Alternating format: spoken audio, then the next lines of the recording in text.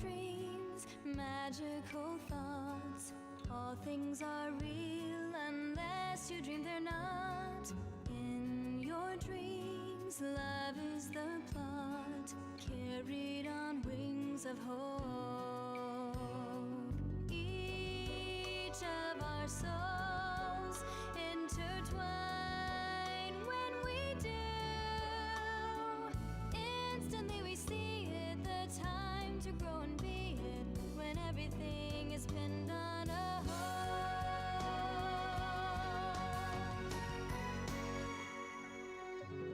Let rise the dreams of your heart, that innocent youth, careless and kind, free to roam the breeze in love, only when two brilliantly shine as one.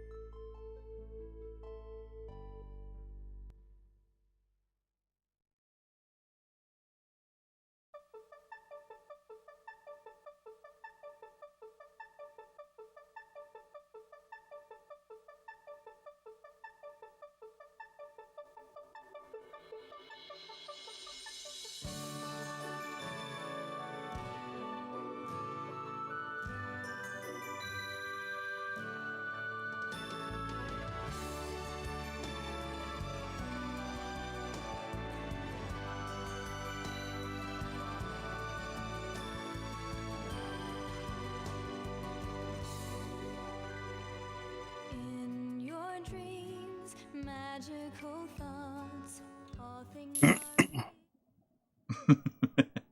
Hey everybody, how's it going? You know, it's funny because I switched your lower third there and I almost had to just say not try. I mean, I would have been okay with that because it's technically that is factually correct. Yeah. So Try is on the way. He's going to be joining us like in probably about 10 minutes. I got a call from him like 10 minutes ago saying, I thought I could get to IKEA and back before the stream. And you know what he was getting at IKEA? Like, I have no idea. He's been doing some stuff in his living room. He just got new carpet in his living room. Oh wow! So he's been moving stuff around, like a rug or like wall to wall carpet, like straight up carpet, like wall to wall carpet. Got it. So we're just he'll be joining us at some point. As he's like I should be there around like 8:06, but I gotta stop and get gas. So we're just winging it. I have no idea how it's gonna go when he gets here, because if I go switch over to the 3-person layout, it's been forever since I used it. So I'm not sure if anything's gonna line up, but I guess we'll figure it out. Yeah. And we already got $5 from Jonathan Hinson saying my man CGQ is in the house. Yeah, man. Heck yeah. Well, thank you. Yeah. This was kind of a random idea because we were just talking about, I just wanted to play the PlayStation Core. I don't even know how we got on the subject. I was like, you should come on the stream with us and just kind of hang out. Well, I'll tell you how we got on the subject is because I want to go back to streaming, and so I was thinking, oh man, I could stream the PlayStation Core. It's just like the other day when I messaged you about I had that idea for a video, and of course you already did that too. Everything I want to do, you're like, oh yeah, we already did that. The idea that you had was for useful game hacks, like ROM hacks. Well, not useful. Mine weren't going to be useful necessarily, and I still might do that, but like non-annoying ROM hacks, maybe. Well, I'm not going to do like all the. I'm not going to call them stupid because those were all somebody's like passion project or whatever. Mm-hmm. But some of them are just maybe a little bit silly. I'm not going to do, like there's like a Streets of Rage hack that has like Garfield in it or something. Like, yeah. Probably not going to do that. But like for instance, like Sonic 3 Complete. Yeah. Oh yeah. Which you didn't cover. Right, and I got... Shockingly. There's a lot of comments on that. I did stream it that weekend, though. Yeah. After so many people said, why didn't you cover Sonic Complete? Hey, did you see in the chat? Christian Waters says, I'm about to use an air fryer for the first time ever. You're going to make some wings? I've never used an air fryer. I'm not super impressed. No? With ours, but you do see that James Boone says shout out to Corey for mentioning Pat Fernie's YouTube a few weeks ago. His videos are the best, and I want to say a big shout out to Chris. Who? What? About him? Oh, Oh, did you talk about Pat Finnerty, dude? Yeah, of course. Oh, that's awesome. Because like after you told me about him, yeah. Okay, I'm too quiet. Okay, I don't know why. That's not something I would ever accuse you of being. I can turn myself up a little bit. Or I can turn him down a little bit. All right. Yes, I mean you mentioned him to me, and then I watched his Danny California video, which was like his newest one. Yeah, that was my gateway as well. And then I proceeded to watch every single video on his channel over the course of like 3 days. But did you see like the Dave Grohl ones? Yeah. When he got Dave Grohl? Yeah. From his Instagram live. Yeah. So anybody in the chat doesn't know what we're talking about. Pat, if you just search YouTube for Pat Finnerty, or also if you have Instagram, like he started his show on Instagram, so there's a lot of stuff on Instagram too. But the guy, he's not like the anti Rick Beato he's not like the opposite of Rick Beato. He's just like a different flavor of the same kind of content, I would say. Yeah. I watch Rick Beato's show. Like I like Rick Beato, but I also like Pat Finnerty. Like Rick Beato's not funny. Right. Well, that's kind of the thing, like his Pat Finnerty he has a way of like saying things that I wish that I could think of to say. Yeah. Does that make sense? Yeah. I don't know. I just think he's just really, really funny, and sometimes he'll just go on and on about something. Yeah. And make a whole kind of not a skit so much, but it is kind of a skit. Yeah. And I like the nicknames he gives people. He doesn't really give them nicknames. He gives them just when I think of Anthony Kiedis, I think of Anthony Kiedis, but I just think it's funny he calls him Tony Kiedis, which is like what his buddies would call him, right? Or he was calling Chad Smith Big Cat or something like that? Cat. Yeah. I actually just rewatched that one. After I watched them all, I had to go back and watch that one again. It's a very good one. There was a couple of donations here. There is $4.99 from Saner 80. He said, "Ooh, on this episode of MLiG, hi CGQ. Yeah. On this episode of My Life in Gaming." Yeah. Well, thank you. There was $2 from Yo-Yo Yoshio. says, that was a fast week. I want to ask, have you ever considered doing a video or segment using something like a Tank 5X on a VGA CRT? I've been using my OSSC on a VGA CRT for a while and get great results. I'm going to test my Tank 5X when it gets here. Yeah. I mean, I think that's something that I didn't really have as much of a opportunity to until recently.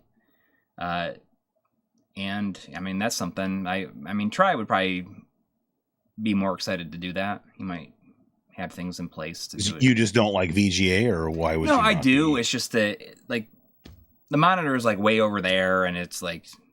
Oh, you didn't mention that the monitor was way over there. That's different. Yeah.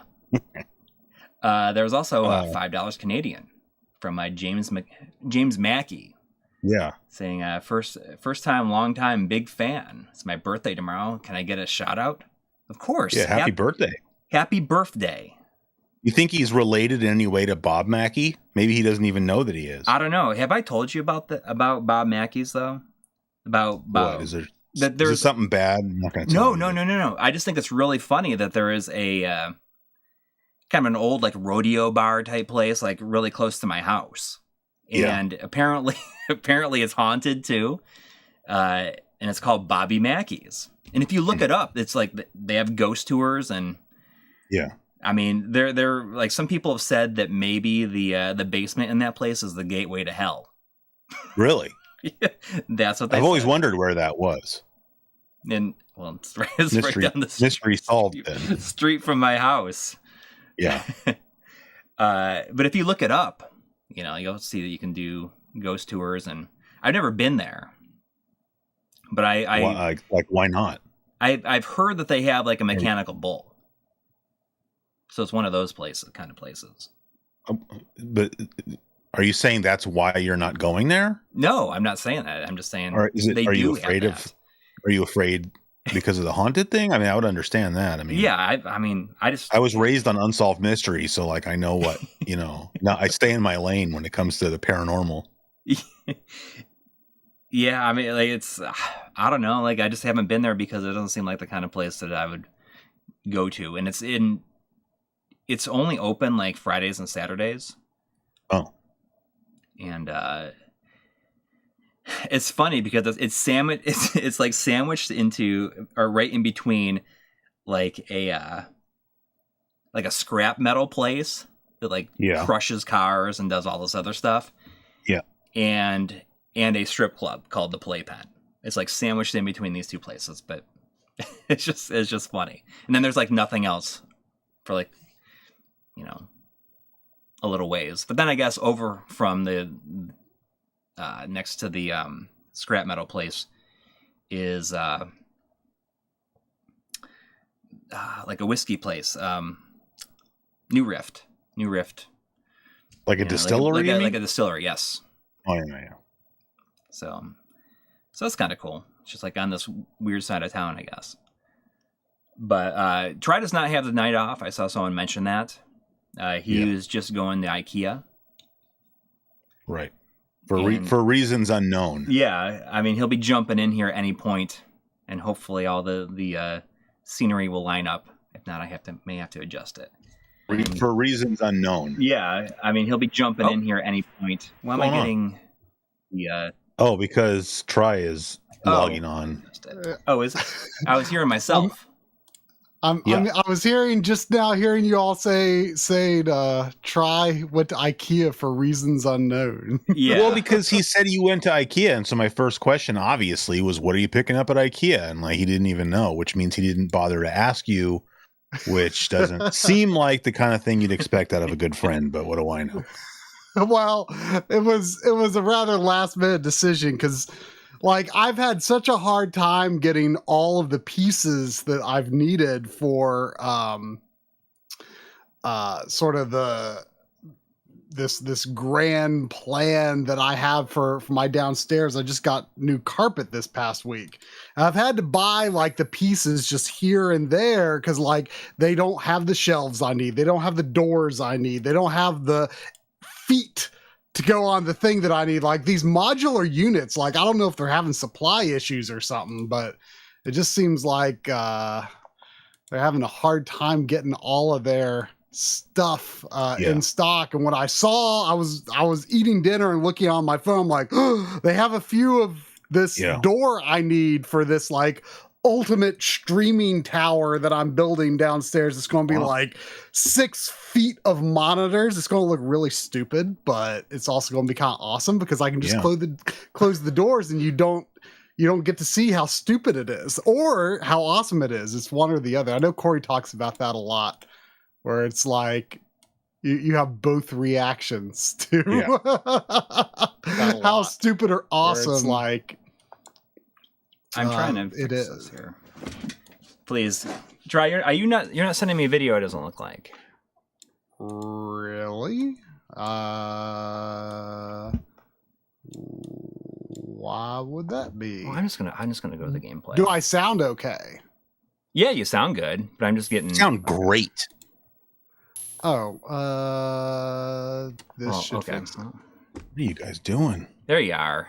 I see. I knew I'd have the names reversed. I was gonna say. Oh yeah, there we go. Let me see what this looks like here when I click this. See, but then it's all wrong here.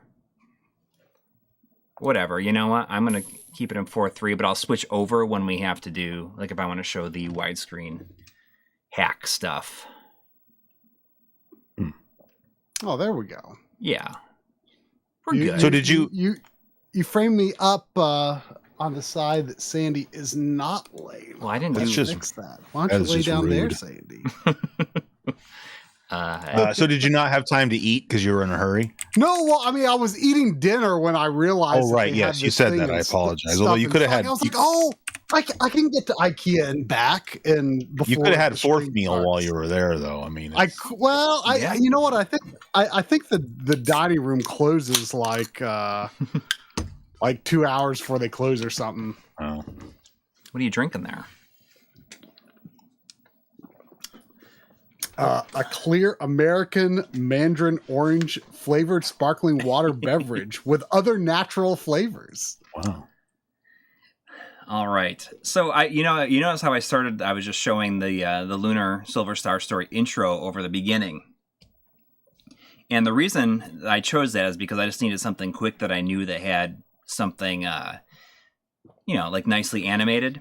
But before that, I had it stuck on a static screen of me electrocuting somebody with the taser and Syphon Filter, and I just was gonna. Oh, I'm sorry, I missed that. Well, no, I mean the problem is I lost it. I had a rubber band over the button and everything, but my controller went to sleep, and then it stopped happening. Then it was just. Hey, why is your font different? Like, did you make a change in your like MiSTer INI file? Like, yeah, I like the it's called like the Zelda font. Well, no, I didn't know that. I mean, I don't really spend too much time I didn't know you could do that either. It was always like in the MiSTer video, you could tell which shots were menu shots were Corey's and which were mine because I just have the default font. So is there any kind of requests? I went through and made a whole bunch of. You know what? I should just start with this. Because we were just talking about this. Try the. Is this going to be the game that was on the back of the Tenchu manual? Yeah. Yeah, it was funny because I, my Video Game History Foundation subscription issue was like the December '98 issue of like official PlayStation magazine, and I had just sent Corey just a picture of the cover, like, "Hey, I got a good one" or whatever, and then he happened to mention to me that you've been wanting to check out this Apocalypse game, and then I was flipping through the magazine and there was actually an ad for it in that magazine. Well, I don't know about wanting to check it out necessarily, but that's definitely how he characterized the situation. In fact, I think I'm kind of being nice. Dying. I have to see this game where. Well, the thing is, let me go closer to the way he was because portraying. It's like it's so they like really sell it in this, or they try to sell. Hang on a second.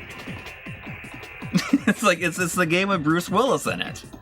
But where was this like in Bruce Willis's career? Like, what I mean. In '98, this is definitely like that was like after Fifth Element, right? But before Sixth Sense. So his career was kind of not in a great spot, I don't think. It's like it's bald Bruce Willis, but like not like bicked head Bruce Willis. Not Like what? it's like you know how like me, you can see like some of my the shadow of my hair.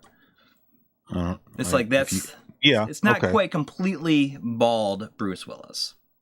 I see. I see that there was a There was 1,000 a yen super chat. from Shindo 1,000 yen 7 from Shindo 7. Thank you. saying hello. Saying from, hello from Japan. Finally got a PS1 digital and X-Station installed, but I'm wondering if I should change to a MiSTer. Should I regret my choice? Also, thanks for the long box. Bottom of the ninth, CGQ. Oh yeah, he bought one of my games when I was selling some games on Twitter. Oh, you know, I have to admit, I was criticizing the long boxes when Audie and I did our pickups video, which, by the way, we decided we're going to release it publicly this coming Sunday. It's available for patrons right now. But I noticed that, like, I've had this long-standing rule against adding long boxes to my PS1. I mean, I have them for Saturn because, I mean, that's what they are. But, like, I just, like, hate the idea of the inconsistency on my PS1 shelf. Well, let me ask you this then. What, in your opinion, what's worse? Long box games or greatest hits games? Ooh, I don't have either. Like, PS1 is probably the console where I am like the most consistent on that with. It's like it's only now I do have Japanese jewel cases, which those like have varying heights to them. Mhm. Like they're just like a little higher than a standard jewel case. But that doesn't bother me really. But like my American PS1 collection is all black label, no long boxes. Like, I don't know why. I'm just like, it's kind of just like I've gotten this far without either. It's like I have to stick to it. See, I mean, I think I agree with most people. I mean, I think long boxes are cool. I didn't like long boxes back in, the PlayStation days, but now I think long boxes are cool. But yeah, well, I mean, greatest hit people games do are just seem to like them, but I don't. But Audie, like, that's kind of one of the big things he's been kind of on the lookout for lately, I guess, is long boxes. See, that's right. And it's funny because I sold a few games to John Lineman, so okay. now he can hold those over Audie's head. He's into long boxes too, but I was looking at the long boxes in our pickups video, and like the spine text is like reversed. Like, the standard is like I don't. That is annoying. Like the bottom of the text is on the left side on a standard case. Yeah. And it's the other way around. So like that PlayStation logo on the spine, it looks like it's upside down. And it's like, I'm just like, you know what? Like, I feel even more further justified in having avoided them. Can I just say all this time? So my memory of this game. So this game was, it spent a lot of time in like development hell, like after it was announced, and then it came out as completely different. And then I remember it like not doing good at all with reviews. And by the time I played it, I was like, hey, it's actually really good. Like, it's kind of interesting. This, for the time, it's like a twin stick shooter. Like, you move with the left hand and you aim and you shoot with the right. Do you? So is your impression today? Hey, this is really good. I don't know. I think it looks kind of cool. Yeah, like I kind of feel like it's. So is it just like behind the perspective? Like you don't have to move the camera angle, and it's just like I don't know. It's kind of like a expanded version of like the Contra base levels. Yeah, but maybe like good. I don't know. Like I don't know. I feel like this, and it looks like it's kind of on rails because. Yeah. Oh, look at that! Look at that video on the screen. Right, it's kind of awesome. That's kind of cool. So I just picked up Tenchu and a few other games I got off of Corey's other friend, Chris, another Chris. And I just got Tenchu, and yeah, that's when I saw this on the back here, and I feel like I don't think I've ever heard of this game before, and so I just saw. You've this never heard of Tenchu? No. Oh, Apocalypse. This game Apocalypse is advertised on the back of the Tenchu manual. Oh no, I knew about Tenchu back in the day because a friend of mine got it. He actually was kind of deciding between Metal Gear Solid and Tenchu. And he eventually got both, but he ended up buying Tenchu first because he heard that Metal Gear Solid is really short, but they were both stealth games. Yeah. So I love Tenchu. Yeah, you missed. I know. All right, go ahead. Good lord. Demo Trying to help out. I'm sorry that I missed that first one. I was I missed it, and then I was gonna read it, and then they got to talking. There's a donation twice from Demo Kirby for $2 each time, saying it's time for Chris's favorite game ever, Road Rash. So you don't like Road Rash? No, I used to not No. I've always thought Road Rash for the PlayStation was cool. Okay. I used to have kind of a sour opinion of Genesis Road Rash, but I don't really feel that way. I had to spend more time playing it for that PlayStation video that I did, and kind of once I got over the things about the game that annoyed me, I ended up really liking it. So. That's a good choice. I'm going to bring up the screen where I can. There's also $1, actually $2 for a two-part question from Yo-Yo Yoshi. Or actually, before I read that, I'll go back to O'Connix had $5 Canadian, and saying, "Have you guys heard of Eggs of Steel on the PS1?"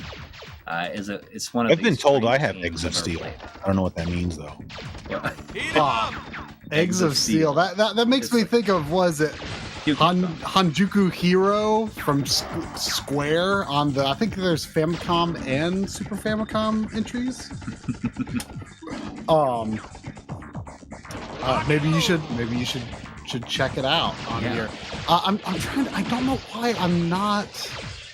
Oh wait, here it goes. It was lagging. Yeah, also, can you tweet? Where I can try. Oh, you didn't I tweet? forgot to tweet. Good lord. I know. I'm falling apart here. When did this turn into a clown show? It is. You think that we did this every single week? Yeah. Or that we didn't do this every single week. Every time, I think that the new people are surprised, saying they haven't figured it out completely yet. How come things always change something's messed up every week after doing this for 6 years? Speaking of, you said this game was stuck in development hell. Yeah. I believe that you get to development hell through a basement portal in a dive bar in the greater Cincinnati area. It's true. So there was the $2 from Yo-Yo Yoshi was saying, fun fact, this runs on the Bubsy 3D engine. Michael Berlin, the creator of Bubsy, worked on this game, but went uncredited due to the violence and the fact that you can kill monks. So, no, it's not. Then he followed up and said, Syphon Filter, Was Syphon Filter running on the Bubsy engine? Or this? Both are hilarious. Funny, actually. It'd be cool if someone made a hack for Bubsy 3D that added the zapper thing or whatever. I can't think of what that thing's called. Taser. Yeah, that's all it needs. I'll definitely do some tasing action. I just saw that your thumbnail for the stream was that shot I did of the PS1 scene on top of the MiSTer scene on top of the open PS1. That shot kind of confused a few people. They're what is this? Is this some sort of add-on for the PS1 or something? Yeah. Well, it was funny because I think it was Epos Box saying why is it like that? Is that something you can do with it? No, I have a a PS1 that was sold for parts, and I just opened it up and leave the bare board open so I can shoot B-roll of it whenever I feel like it. I should finally get around to reading the back of this apocalypse advertisement on the back of the Tenchu manual. It's so intense. It just says, You are Bruce Willis, fully motion captured and cyber scanned for the most intense, hardcore action ever. Level everything to the ground in 360-degree rattle anywhere. Oh, well, Sandy, it's hard to read this one. Can you, next time you guys make a video, I think that you should start doing all your voiceover using that voice. They're reading the back of the box voiceover. Your monster truck voice, yeah. Level everything to the ground in 360-degree battle. Anywhere. War factories, prisons, sewers, and more. It's just like, oh my gosh, there's sewer levels in this. Yeah, oh, thank God! Like that's like the big finale right there. Cyber scanned. They cyber scanned Bruce Willis. Like that's. I heard that's why the rest of his hair fell out. That's pure rumor. Yeah, Smoke Monster says you sold me at sewers. He really hit sewers for some reason. Sewers. Well, that's the thing, you know. Like, I feel like most games have sewer levels. I mean, would you say it? Oh, it's the back up, everyone. I got the rip laser. Yeah, I mean, I saw someone mention Spider-Man PS1. You know, that was another game that I just got, and like that was one of the first games that I tried on the PS1 beta core, and it just like kind of reminded me, like, oh yeah, this game's actually like kind of great. Like, I mean, I've only, you know, a friend I had back in the day. That was before that came out. I'm pretty sure before the Sam Raimi movies. So it was kind of my, like, I mean, I was aware of Spider-Man, but like had never really watched. Can you do me a favor and look how much this is on eBay? Because after the stream, I'm going to go and buy a copy of it. Unless it's like $100. Unless it's like everybody go on eBay real quick and buy up every copy of this game. Apocalypse. I mean, I feel like it's probably not that expensive, but these days, everything. Yeah.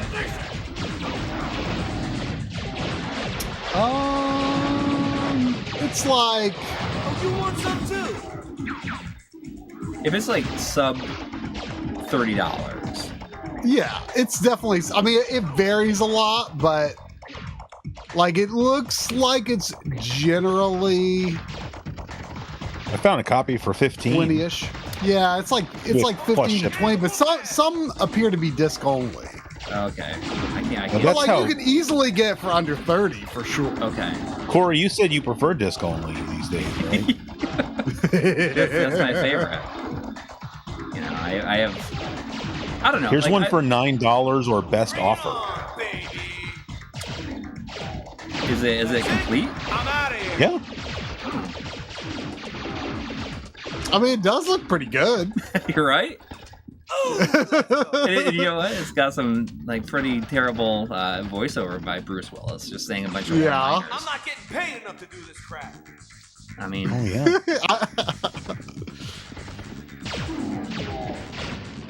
Lock and load. Pulse laser. I mean, I would there was $2 $2 Canadian. From CF Gaming. Thank you. Oh, thank Saying, you. play with the Teletubbies.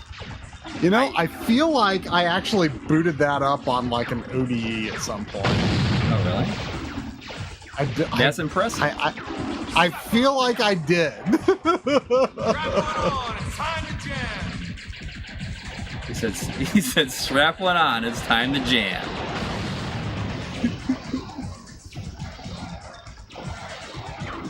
I just imagine Bruce Willis in like a sound booth recording all these.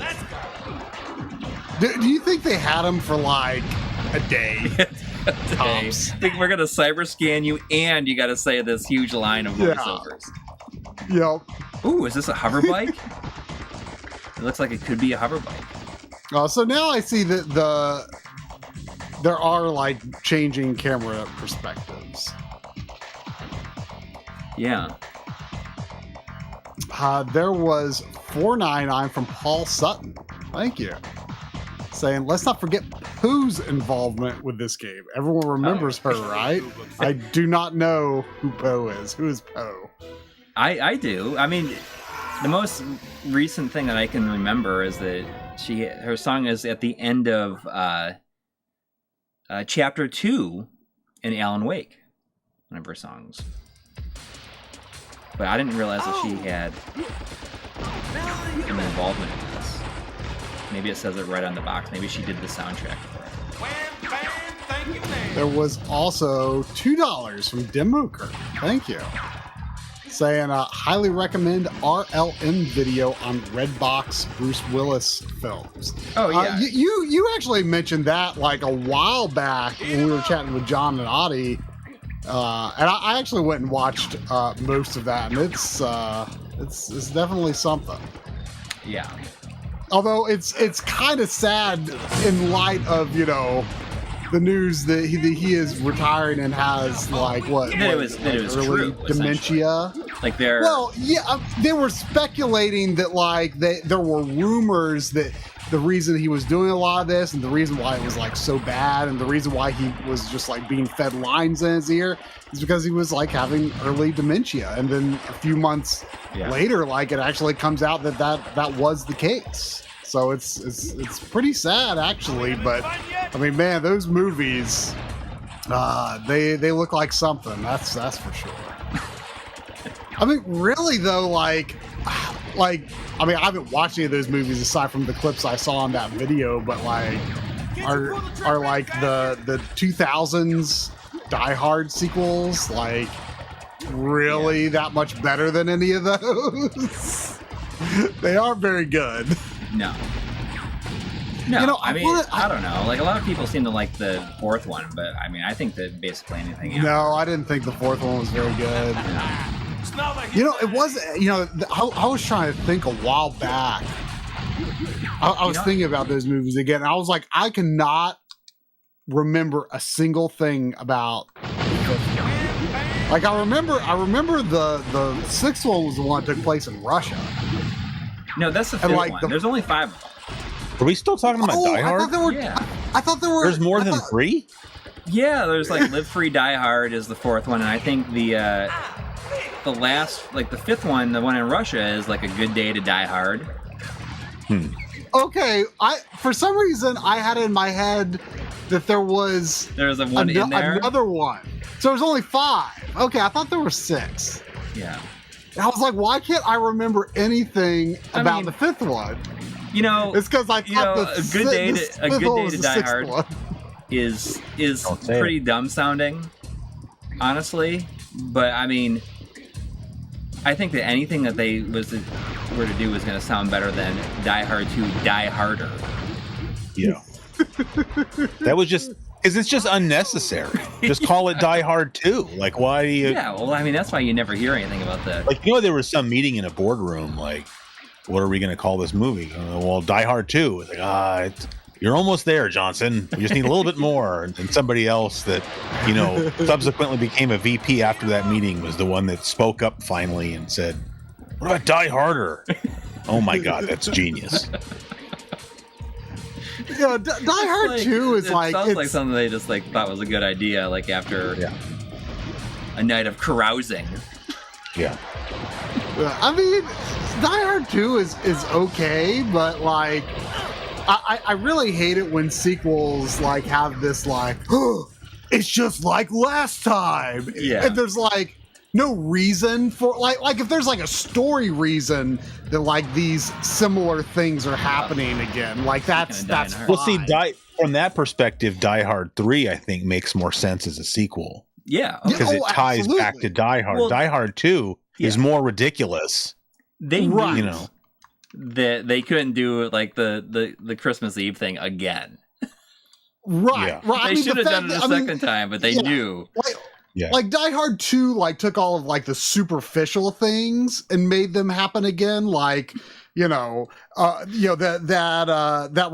jerk reporter is in it again. It's Christmas Eve again. Yeah. It was a lot of fan service, really, if you think about it. But then, like, you're right. Like, the third movie, which I think is really good. The third movie, like, it does tie back into, like, the whole Hans Gruber thing. And, like, that's what I'm saying. It makes that makes sense. It makes sense. It works. They made it work. Sorry, I don't mean to be drifting out of my lane here or whatever, but you got a super chat here that you missed that I just wanted to highlight. I did just. You got $4.99 from Beastly Panda, who says, if Corey can pass the driving test in Driver, I'll donate another $5. Okay. And I just want to say, I'll add 15 to that, so you'll get a cool 20 if you can do that. That means that you would have to play a mode other than free mode or whatever they call it. survival. Yeah, which Can you guess what this is the intro to right now that we're watching this bullet in slow motion? I mean, this looks like the opening to, like, Casino Royale, the game that does not exist on PS1. Oh, this is gonna be Die Hard Trilogy 2? Yes. We were laughing about this so much at Chris's house. Not this Chris, the Chris I bought Tenchu off of. When we were going through his games, I just was like, I knew about Die Hard Trilogy 1 on PS1, but I had never heard of Die Hard Trilogy 2, and I was just like dying laughing at the idea of Die Hard Trilogy 2. Oh, wait, what is movie mode? Does that like follow the plot of one of the movies? And I don't think this has anything to do with any of the movies. It probably the first just one came out like, it's based on the first 3 movies, but then it's like, you do Die Hard Trilogy 2, and it's just like a standalone Die Hard game. John, it's do you have skin lines on? Because it looks a little. I don't know why it does. That's weird. Where you been, man?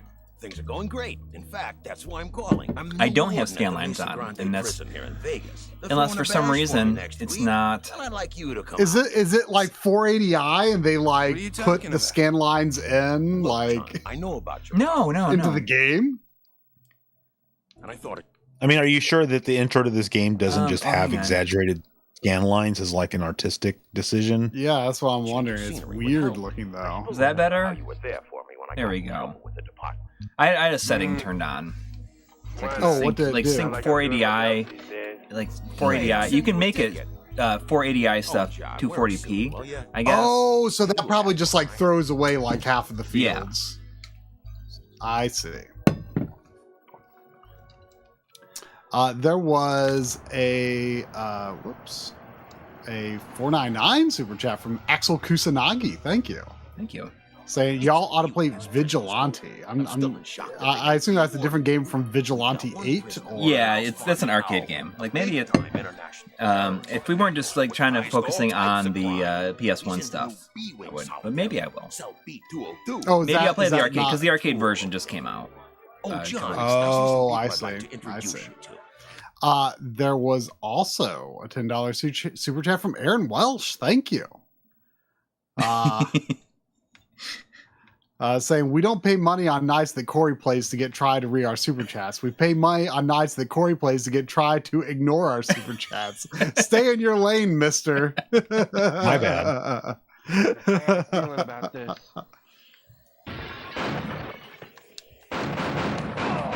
I missed the whole setup here, but why is John McClane in a suit? It just feels wrong. I heard that.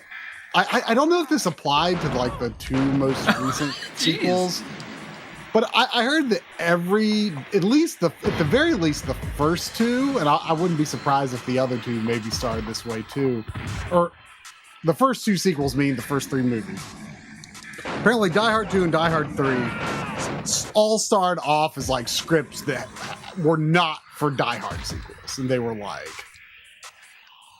reworked to be Die Hard sequels. So somebody just wrote the script for Die Hard 2 and just independently came up with the idea of it being Christmas Eve and like terrorists taking over. And someone was like, "Oh, it sounds way too familiar. The only way to make this work is to make it a tongue-in-cheek sequel to Die Hard." I mean, it probably had nothing to do with Christmas Eve. It was probably just like, a script for an action movie that was about chaos at the airport, and they're like, "Oh, Yeah. why don't we make a Die Hard scene?" Well, I think this is a good time for me to like kind of go public with the idea I had for a movie, which is this Chicago police officer flies to Dallas, Texas, to go, meet up with his estranged wife on New Year's Eve, and she works at a department store in a shopping mall, and he ends up there. And then terrorists like take over the shopping mall and like lock all the doors. Well, But, I'm still tweaking it, but I'm excited. I think it's going to be a cool idea. I would say that sounds rather derivative, but the fact that it's New Year's Eve, it's like, Yeah, exactly. Like There were also 20 reals from A14. Thank you. Saying tested the Batacera /RP4 PSX emulator, and it was good latency wise. But I'm eager to play my MiSTer FPGA is on the way. Why don't you like the scanline filter? Is there any filter you do like? It's not that we don't like scan lines. It's just that it doesn't look good on streams. Just the compression. The compression just doesn't really flatter the image on streams. But just to play it for your own enjoyment, MiSTer actually has some great scanline filters. I think, especially if you look through the presets are very easy to use. I haven't. Healthy goes, yeah. And it's like best Bruce Willis impression. He's like, yeah. But I really like, if you look through the presets, I like the one called High Contrast MG, which has like a very subtle sort of PVM like texture to it. I think it's really good. I think there might be additional presets now, but I haven't looked at the presets since I updated it most recently, just a couple of weeks ago. But no, the filter, there are some very good filters on. Did not mean to imply that we don't like that. Just not good for compressed video. Hey, somebody in the chat suggested you play Bushido Blade. That'd be cool. That's a good one. Yeah, I bought that one when it came out. I actually tried that on the MiSTer Core. And you didn't like it, I'm not. It's you really need to know how to play it, I think. But it is interesting in that, it's like basically like one move can win you the game, right? Yeah, that was like the whole hook of that game is like, it's a fighting game without a life bar. Yeah. Right. I mean, I think it's kind of cool because that's. Yeah, I mean, it definitely does seem neat. Your limbs can get put out of commission sometimes too. So it's not just like one hit. But that first one, I wish that first was expensive now. And that's something I feel like I wish I had. The game, yeah. I might still have my original copy though. The fighting game, I wish I'd gotten it. It's starting to get a little more expensive. I might Tongue of the Fat Man. Guys, hang on. I'm gonna see if we can hear it. All right. Oh, that time I went, all right.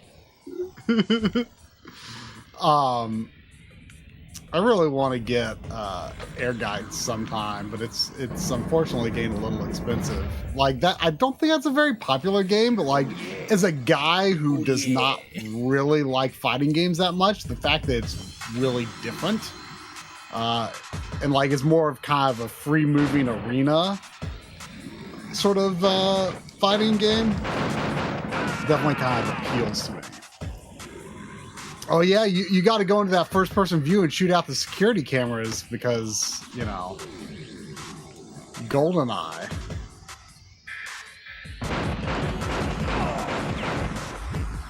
Oh, sorry. Zane's dad's asking. No, Tongue of the Fat Man was not on the PS1. I was just making a joke when Try said, "Oh, you know what fighting game I really want to get? Because Tongue of the Fat Man is not a fighting game that anybody really wants to get." You what? In a it's so bad way. Tongue of the Fat Man That You know, game's or just like Mandu's Fight Palace, as it's sometimes called. But I think the name Yeah. Tongue of the Fat Man is Yeah. like the best and strangest video game name.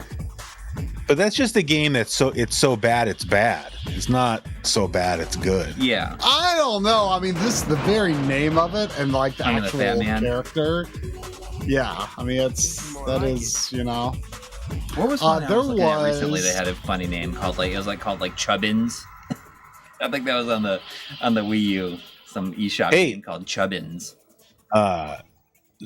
Paul Sutton super chatted you $4.99, but I like where he's going here. Movie idea.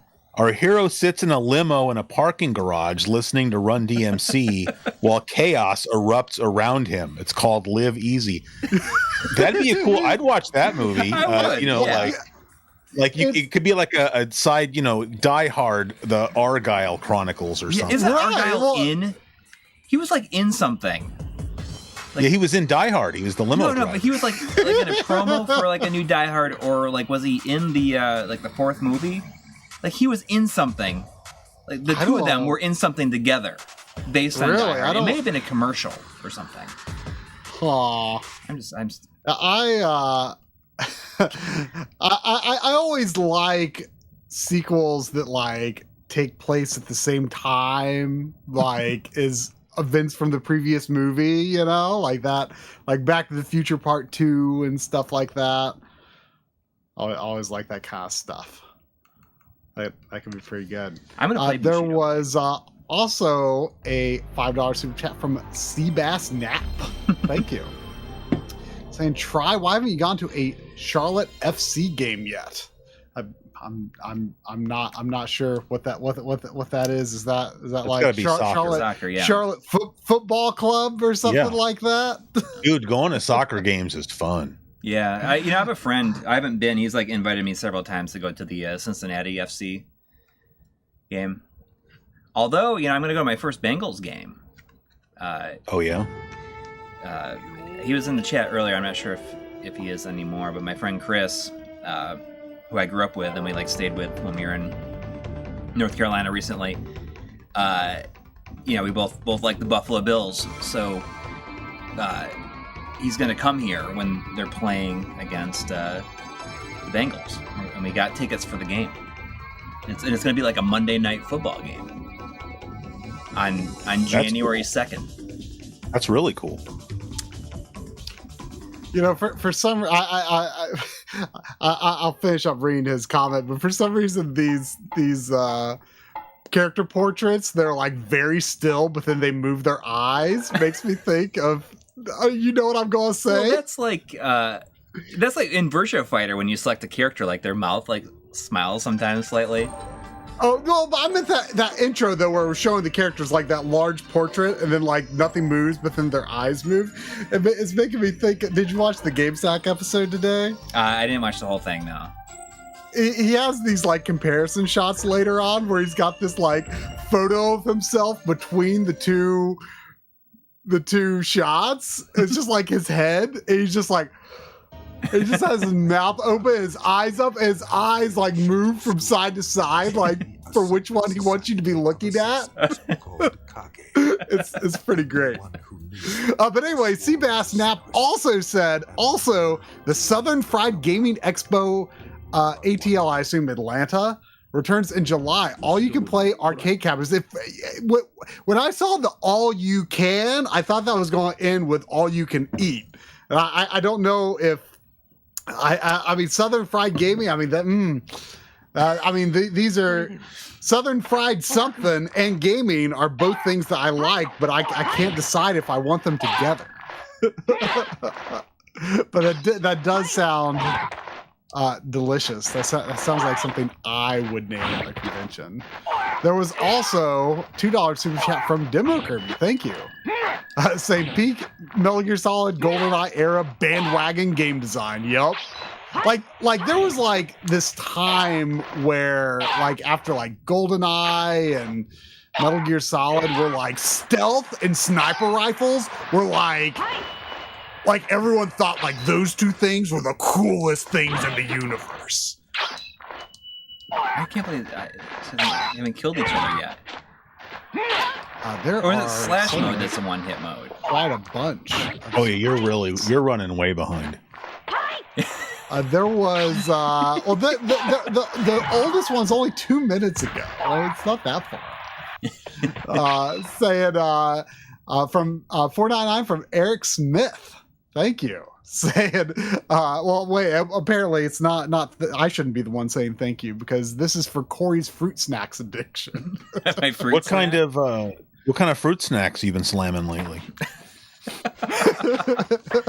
I don't know, like the Welch's, or you getting something weird? What's going on? these other ones. They have like a little bit of like fruit juice inside of them. Yeah.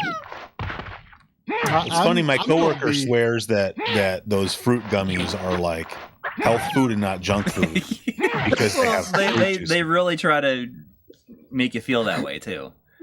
When you're eating. I'm going to be developing a Norwegian candy addiction after all the candy that Audie brought over. There was definitely some good stuff in that Oh bag. man, we like I'm sorry to tore through that say, stuff. yeah, the last of what I had was is dearly departed as of today. He's like goes up. He's like, prepare yourself. And they're like, just. It's like, you guys ever seen the movie Equilibrium? No, Well, I never heard of it. It's a pretty good movie. It has Christian Bale in it. I don't know, like before he was Batman. But anyways, the whole movie is like based around this fighting style where they like use guns like as part of like karate called gun kata. But anyways, there's this thing at the very end of the movie where it kind of builds up this one character as like he's gonna like fight this guy, and it's gonna be like this all-out battle, you know. And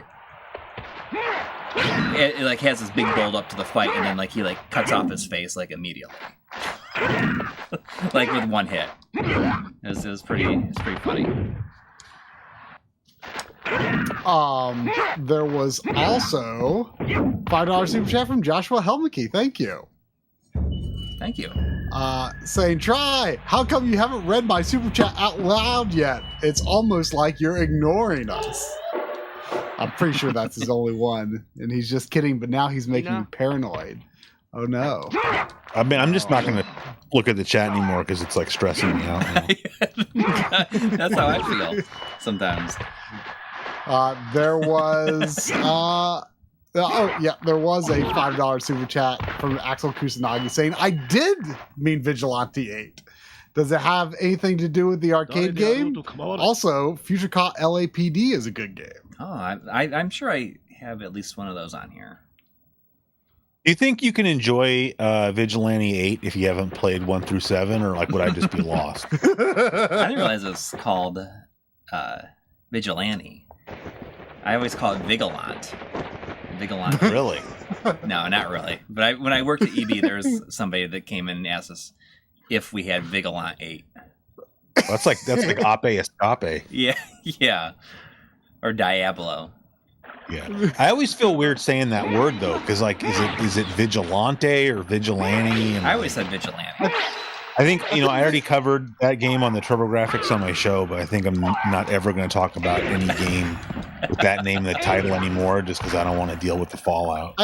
I feel like either pronunciation is valid. I mean, not Vigilant, but Vigilante or Vigilante. I hear both. I think either is fine. There was $4.99 from Paul Sutton again. Thank you. Saying Argyle and Bruce were in a Die Hard battery commercial a couple of years ago. Okay, so I knew it was something. That sounds amazing. Yeah. Like, I can't even imagine what like Argyle the guy that played 30 Argyle years was about it, 30 years later looks like. Yeah. So I'm gonna play this game Disruptor because it's I think it's an early Insomniac game. Yeah.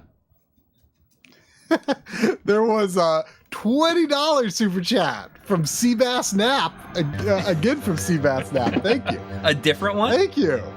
Yeah, saying, okay, Corey, either spend this on a FC Cincy ticket or a single can of beer at Paul Brown. Choose wisely. All right. You know, when you I gotta play Driver. Sorry. I'll come when back I to this. was Yeah, when somebody I else in the was- chat also pledged $5 for that. If you're actually going to play Driver, though, I am.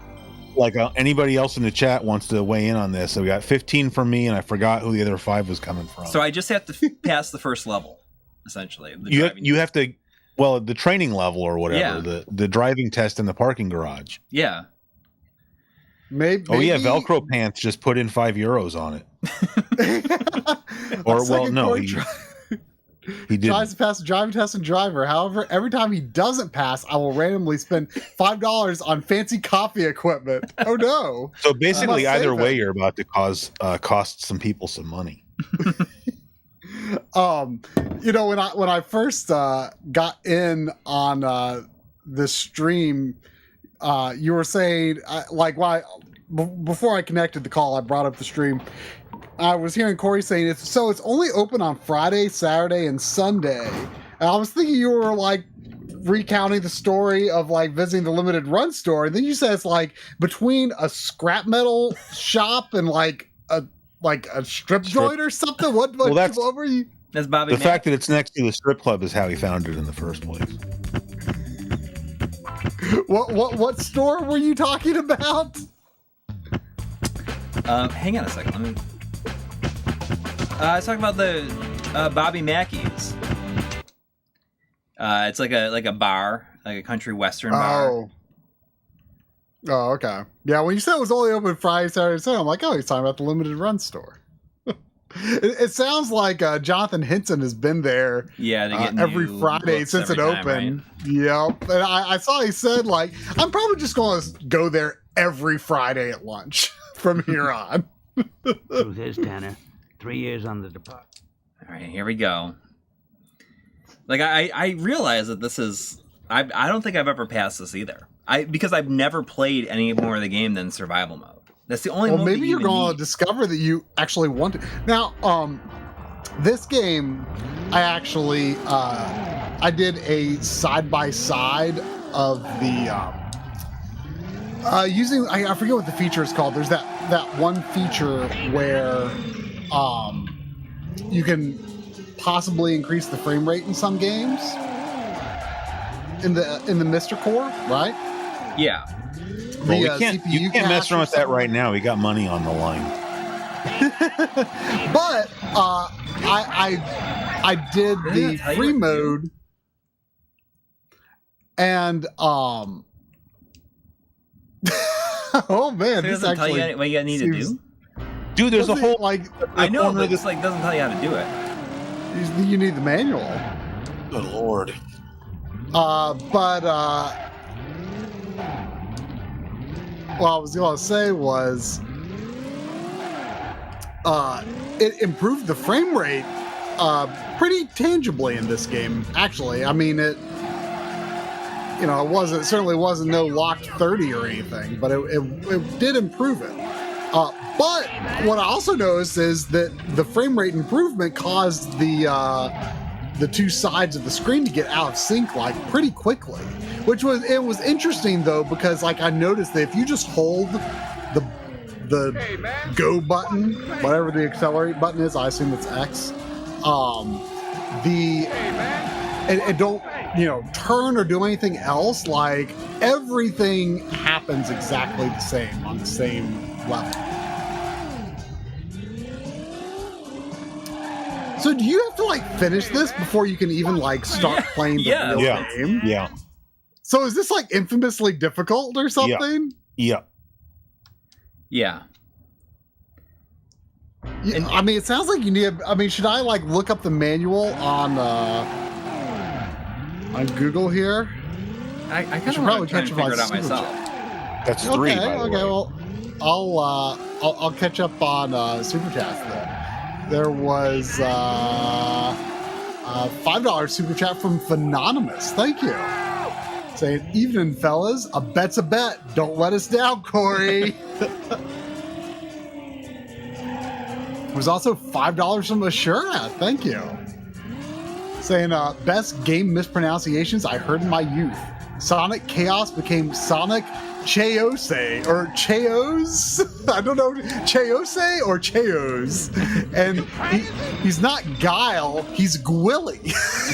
I've heard that one before. Gwilly. Gwilly. I've also heard like Gil. Gwilly. I mean, I think you know, the one that I always come back to is, you know, me and my friends calling Locky. Maybe I'll give you a call when I need a I'm getting ride. closer here. There's ones that I feel like, and it wouldn't be that bad if you didn't have to like select try again every time instead of going to the film director. Right, and each time you do that, you're costing the fancy coffee guy $5. I mean, maybe he was like intending to not buy like $5 worth of individual things. No, He no, was yeah, I think you're like, right, maybe yeah. he might Could actually be be trying to added. buy like a $200 fancy coffee pot. That's And what he I. like actually needs Corey to fail this like 40 times. Yeah. No, I think he's got his eye on a new espresso machine or a new coffee grinder, and his wife is like, "Oh hell no!" And so if he can blame it on Corey, then what can she really say at that point?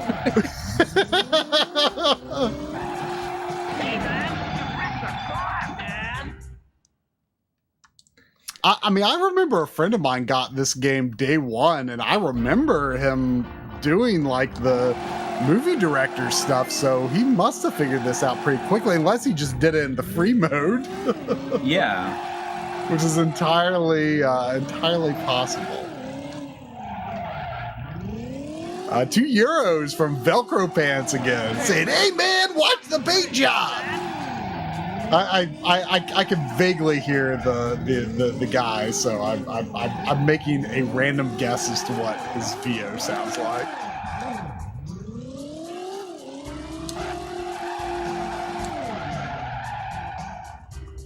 Oh, there's notification that Joshua Helmke has been a member for 32 months. Dang. Informing us of the truth that we all knew to be true back in the 90s, and for some reason were erroneously convinced of. He says it's wise, not ease. Wise. So turns out all those smarty pants who told us it's actually ease were dummies It's all ease. along. Hey, man. What? The ideal utopia. Yeah, I mean the game says its own name in the intro, so I don't understand. The car's wrecked got in my sight. Yeah, but only people who actually owned TurboGrafx 16s So- back then would know that. Do I need to, is it imperative that I figure this out, like how to do all these moves myself? as opposed to what? You said But, you like, wanted look it to up. figure it out. But now it's like Hey, man. sometimes things happen one time. It's like, I don't know how to do it again. So,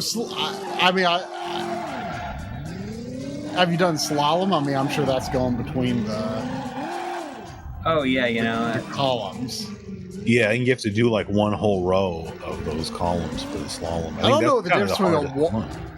a 180 and a reverse 180 is. Like, just like do a 180 Yeah, okay, that is- left and do a 180 right. okay, I think I so, can do yeah. it here.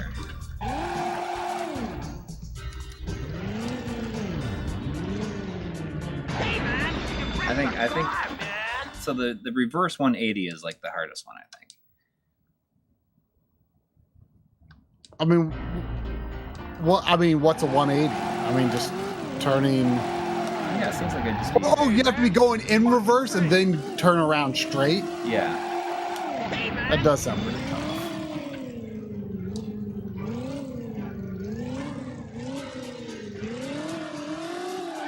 Hey, man. Watch the paint. It's like a different So guy was- saying, "Hey man, watch the paint" every time.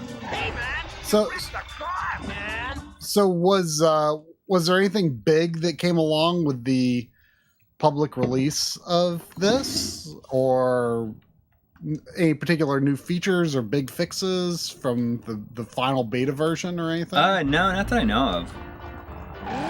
It's just, it's everything that it's been kind of reorganized a little bit, but as far as I know, there's like nothing really huge that. Did they remove a lot of like the development tools and stuff like that? Like no, a lot of them are still there. Like the that? FPS stuff is still there. So like, how come I got slalom before and then it didn't happen? And are you playing this on your dual RAM or single RAM unit? Single RAM actually. Yeah, I mean, it sounds like there should be no tangible problems. I don't understand. Like, how do I? That was like slalom, but it's not. I mean, maybe you have to do a certain number of them. I don't know. I only did it one time. Maybe you have to start on the correct side. Maybe. There was 699 Canadian from Matthew Winston. Thank you. Saying, here's some cash toward getting Corey an Interact V3 racing wheel. Then he'll be all set. I wonder if you can use any like USB wheels with the MiSTer. I'm guessing no.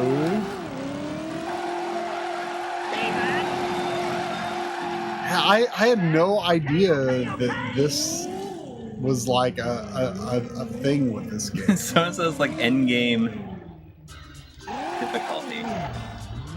Are you wanting me to look something up?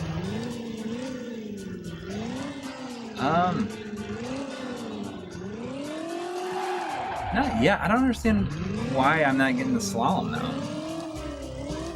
I mean, do you have to do it without like touching any of the columns or something though? Yeah, that's what I'm doing. See, and then just like randomly checked it off right there. Oh yeah. Weird. Hey man, what? Hey. Is there a different button for the handbrake? You mean as opposed to the normal brake? You would think so. Yeah, you would think. Maybe try one to like the shoulder buttons. Yeah. I mean, it seems like it would be triangle. Maybe it is triangle.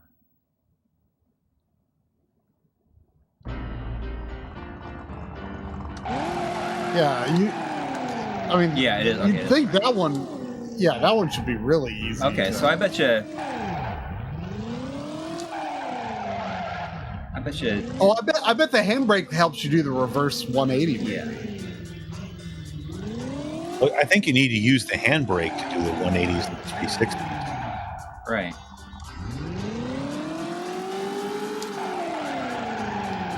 Oh, I bet you. I think I was getting close there. Hey man, what? Hey. 1999 from Paul Sutton. Thank you. He's on a roll tonight. Who taught you how to drive? You know, I'll never forget the name of my driver's ed teacher. Her name was Avis Vaught. I'll never forget that because like I was like, oh, haha, that's funny because Give you a call her name is the name of a car rental company, but I don't think we got along very well. Did you pass your first time though? Oh yeah, I mean, Delaware had no like real driving test. Like you had to pass driver's ed, and then like the DMV didn't care. But like when we had like tests in driver's ed class, like I always felt like the questions were worded like very trickily, like they're like a lot of trick questions, kind of. Like I was always like, I know this information, but I'm getting these questions wrong. Why?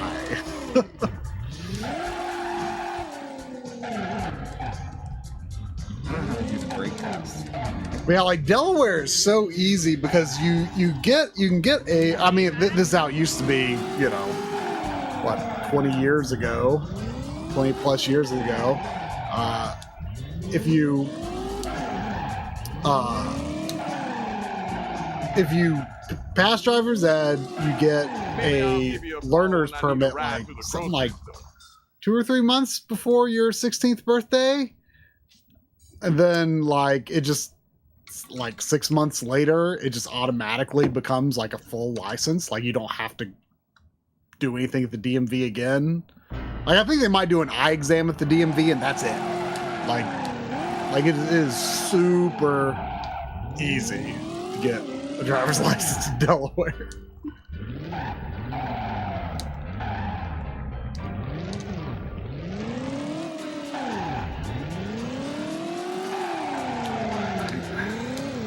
I don't know how to do the reverse 180.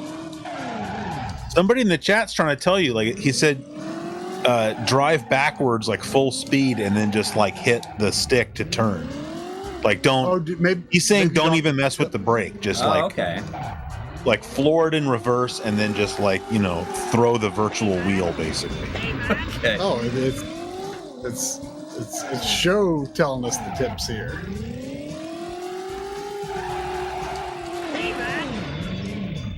Okay.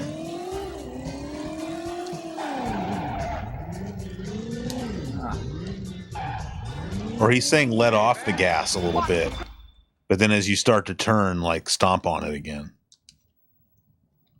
That kind of makes sense. Yeah.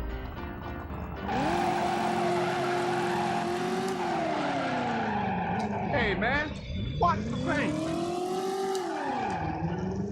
Oh, I almost had another. You've cost this guy $60 already. That's all? Yeah, But that's 12 times that you've. There we go. I did it. Have you actually been counting? I didn't do the whole thing, of course. Well, no, he's counting in the chat. Okay. Oh, I see. Velcro pants, yes. Hey, man, watch the paint. Hey, man. Hey, man. Okay. I don't know what speed and brake test is. Yeah, what's the brake test? Like, do you, like, just have to come to a full stop?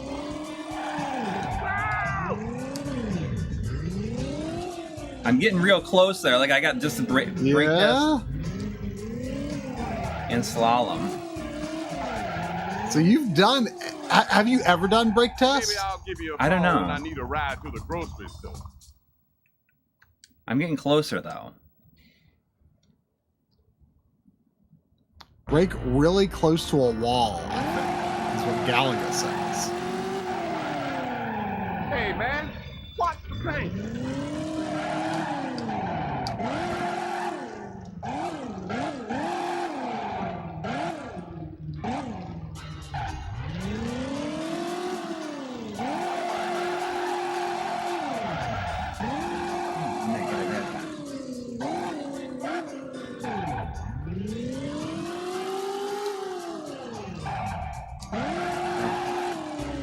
Man, you have got to make sure that your game saves after you finish this.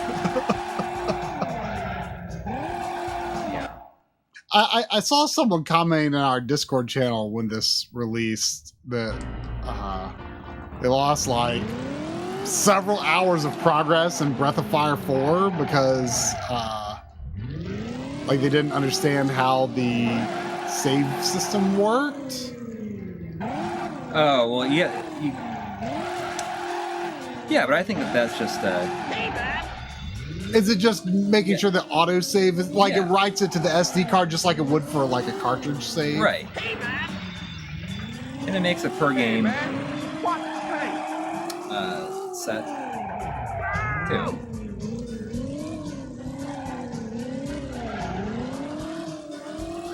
How did that not You know, there's 600 people watching you trying to do this right now. Sorry. I think people are on pins and needles here. There was $5 super chat from Joe Sean or Josine. I don't know which one, but it's one of those. Thank you. Say this game was criticized for its training mode. This now people can see why. Great game after passing this though. Driver, Satan's counterattack.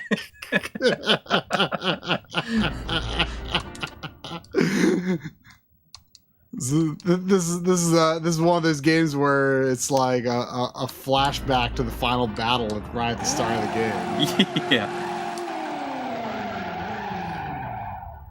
Driver, Satan's counterattack.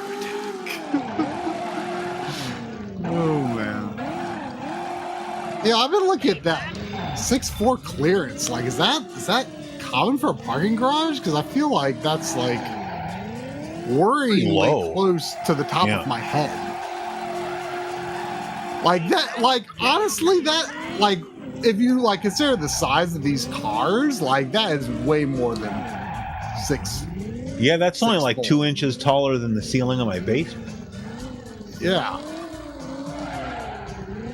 It's because if there was a human staying next to that car, like a 6 foot tall human, like there would still be several more feet to those beams. Yeah. I don't get why it doesn't. It's there's only one brake, right? Like, well, it's like the reverse, but do I gotta? I don't understand how. Do you need to like park in a parking spot? Oh, when I need a ride to the grocery store. I don't know.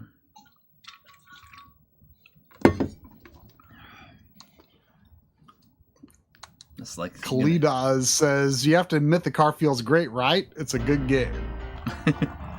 do you like how the car feels aside from the fact that you're like struggling to do these things? Oh. Hey man, what thing? Phenonymous says brake test is slamming the brakes at full speed. I think.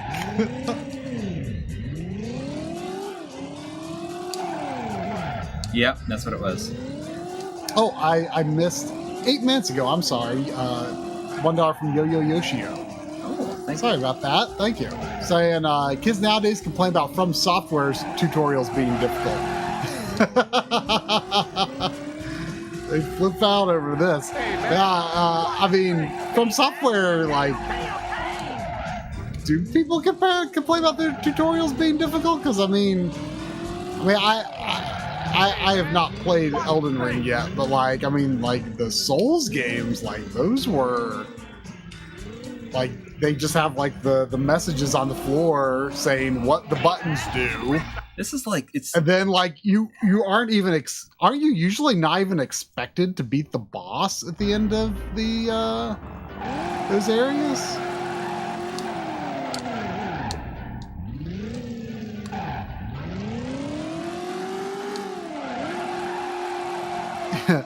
$2 from Joshua Helmke. Anyone need a ride to the grocery store? That's sounds like Corey's got that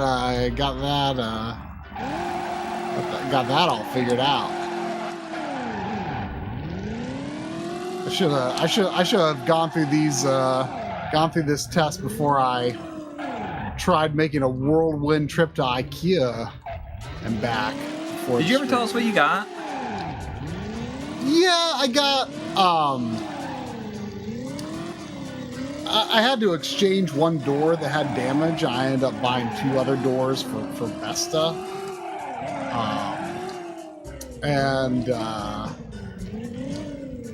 I also got 2 doors for Calyx because like I've kind of been really big into like hiding my charging stuff behind the Calyx doors, just because it's like, well, just to keep dust off of it. Mm-hmm. You know, and so I'm kind of adding a few extra charging stations and some of the Calyx cubes. Like I'm actually going, like I've decided I'm going to have a spot where like I've got like chargers for Vita, 3DS, DS and GBA SP, and think DSi uses the same one. Like I'm gonna have like almost and Game Boy Micro. Like I'm gonna have those chargers just like in those systems in like a little cube behind a door, and like I'm just gonna like every now and then I'll just like open it and put the charger in a different system. You know, just keep them batteries alive a little longer. You know, because I mean I've heard people say like, you know, they bought like a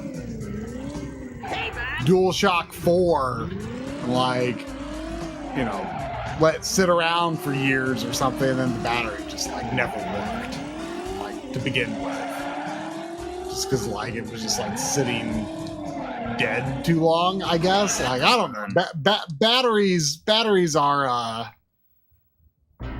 bit of a mystery to me in terms of what's the best practices for keeping everything alive. But I think keeping things periodically charged is generally considered good advice. Not let them sit empty forever. I think I only have like maybe one PS3 controller that holds a halfway decent enough charge at this point. I have one like third-party replacement battery that I've been meaning to actually put in a controller, but haven't done it yet. I'm going my top speed here. There was a $10 super chat from EV Chill 2 saying sending peaceful Zen vibes to Corey. I mean, that $10 is a little high price for Zen vibes, don't you think? It's a little what's the word I'm looking for? A little worldly for Zen vibes, perhaps. But thank you. I've definitely heard this voice before, but I am not 100% positive that I remember for sure what it sounds like. There was $2 super chat from Dad 1153 saying SpongeBob graphic / board voice. 3 hours later. No, that's not. It doesn't use like a Jacques Cousteau type of voice or something. Like 3 hours later. I don't know. I don't know. I never watched SpongeBob. That was like after. I like when SpongeBob first came on. Like it was like of that. Yo, there was like there were a lot of people like late high school, early college who were like, oh, this is actually like really funny. Me and my roommate in college watched it for a little while. It was pretty good actually, but fell off of watching it after a while. $120. Velcro fans is like. Counting it off. Well, you're just helping them save up for that like crazy coffee pot they've always wanted. There was also 3 minutes ago, $5 super chat from Israel Dunn. Thank you. Saying found in the hunt for PlayStation this weekend in Milwaukee. That game is $150 now. So did you buy it or did you just find it? Yeah, the black label, like the jewel case version, the jewel case black label version of that has been expensive for a while.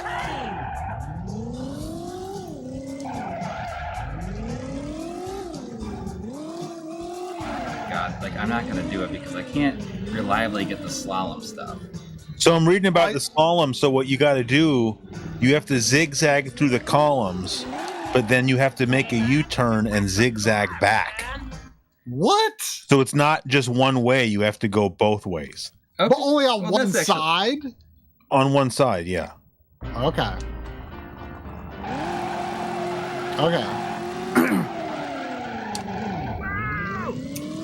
There was $5 super chat again from Seabass Snap. Thank you. Saying these attempts are so frustrating. Both Carl Jopes and Summoning Salt are going to make videos about it. I am not particularly familiar with these individuals, but I can envision I can envision it. So do you have the brake test pretty reliably figured out? I saw it marked off at least. I saw it marked off at least once.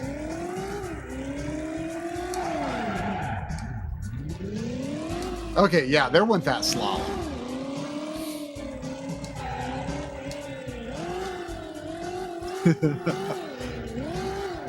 Pillow Hacker said, hey, it's time to make some crazy money. Hey,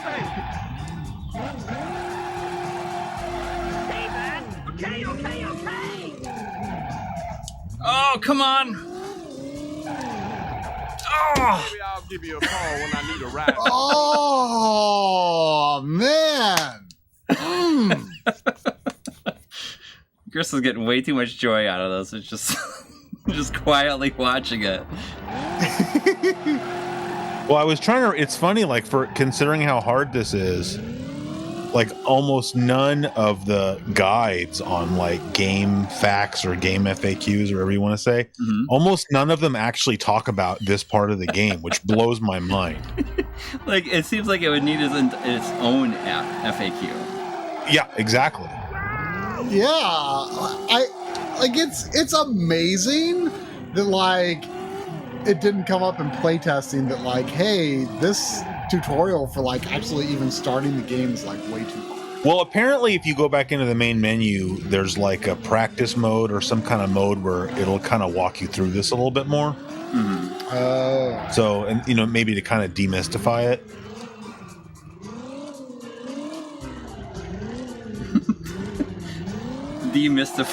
Demystifying the driver's tutorial mode. Yeah. The hardest level in video gaming.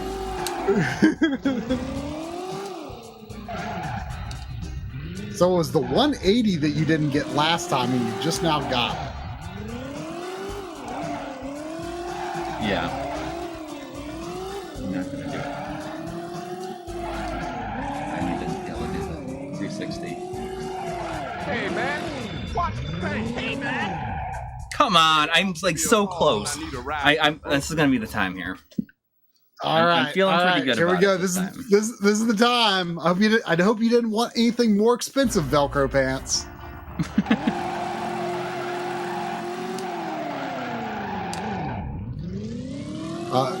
There was 499. Thank you from Ludicrous Fool 79.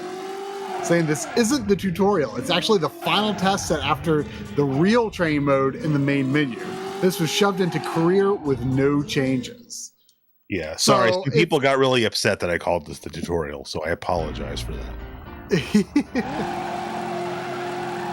Oh, that what? So does it? Are you costing Velcro pants any extra money when you do? When I just restart? I don't know. Probably. Well, I mean, according to him, he's up to 145. Nope, 150. Well, kind of curious to know now what he's planning on spending the money on. Fried Zombie 4 is saying, looks like you turned the dithering, doesn't say off or on. Doesn't look bandy at all, surprisingly. Do you have the dithering turned off? No, I can. I assumed you didn't.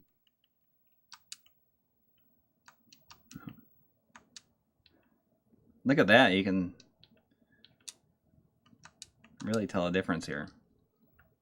Oh, yeah. Yeah, you can see some banding in the ceiling there. Hey, man. Oh, and in the paper too. Yeah.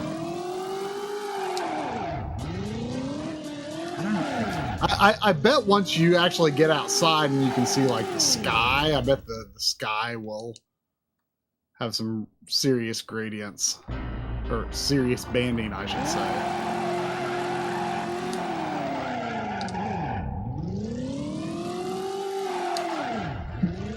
Hey man, watch the dithering!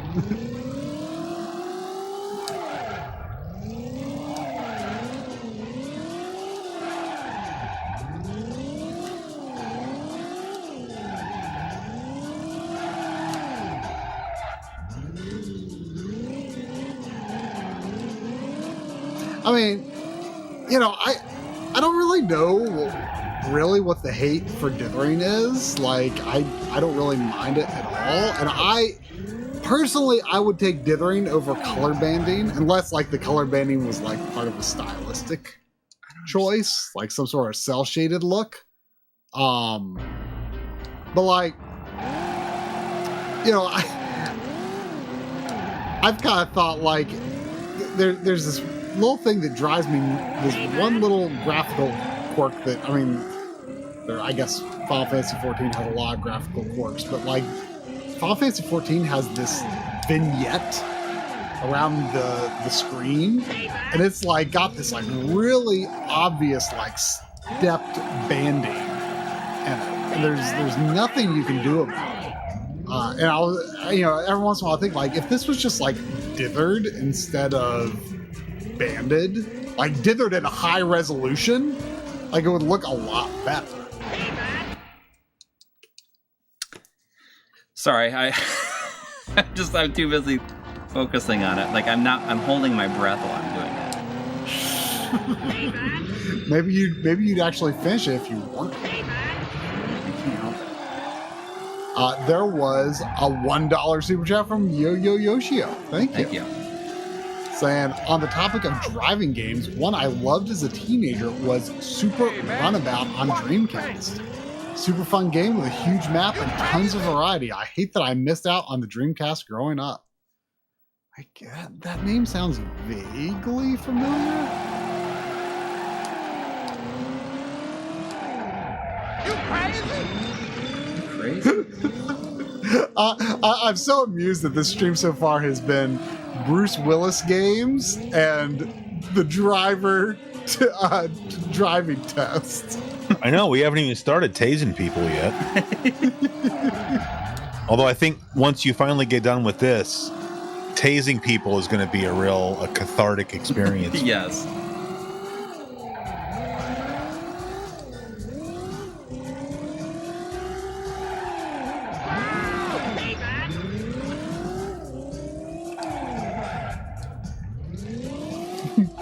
Sure says Corey's Eye of the Tiger-ing this thing. I'm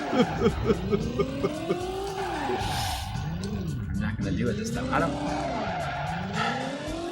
know which the best way to do it.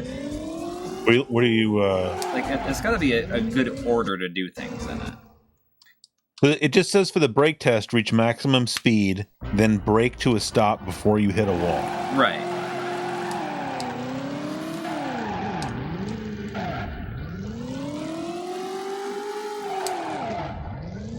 Like the reverse 180, like it doesn't work very reliably.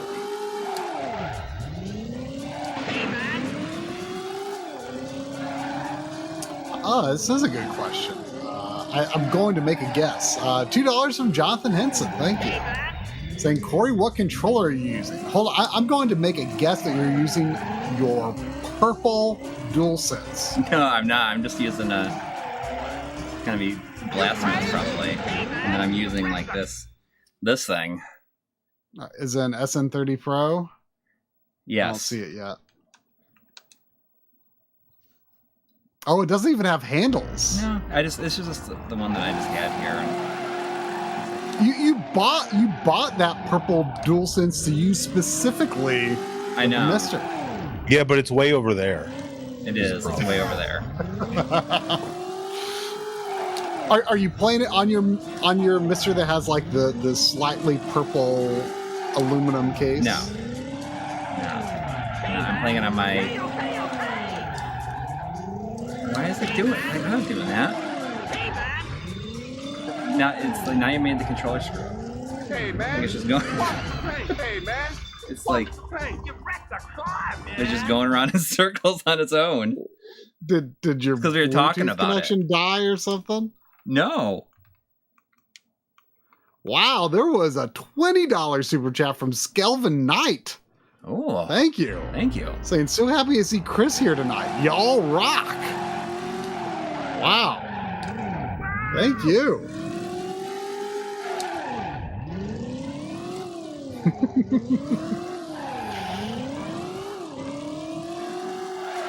I really want to get my my Jamix put together soon. Yeah, you're gonna do a stream of that, weren't you?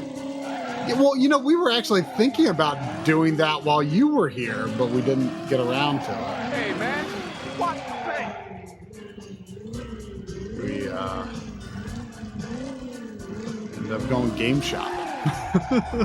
All right, what's a Jamix? Jamix is so you have like a what do you have? You have a MiSTer Cade, right? Yeah.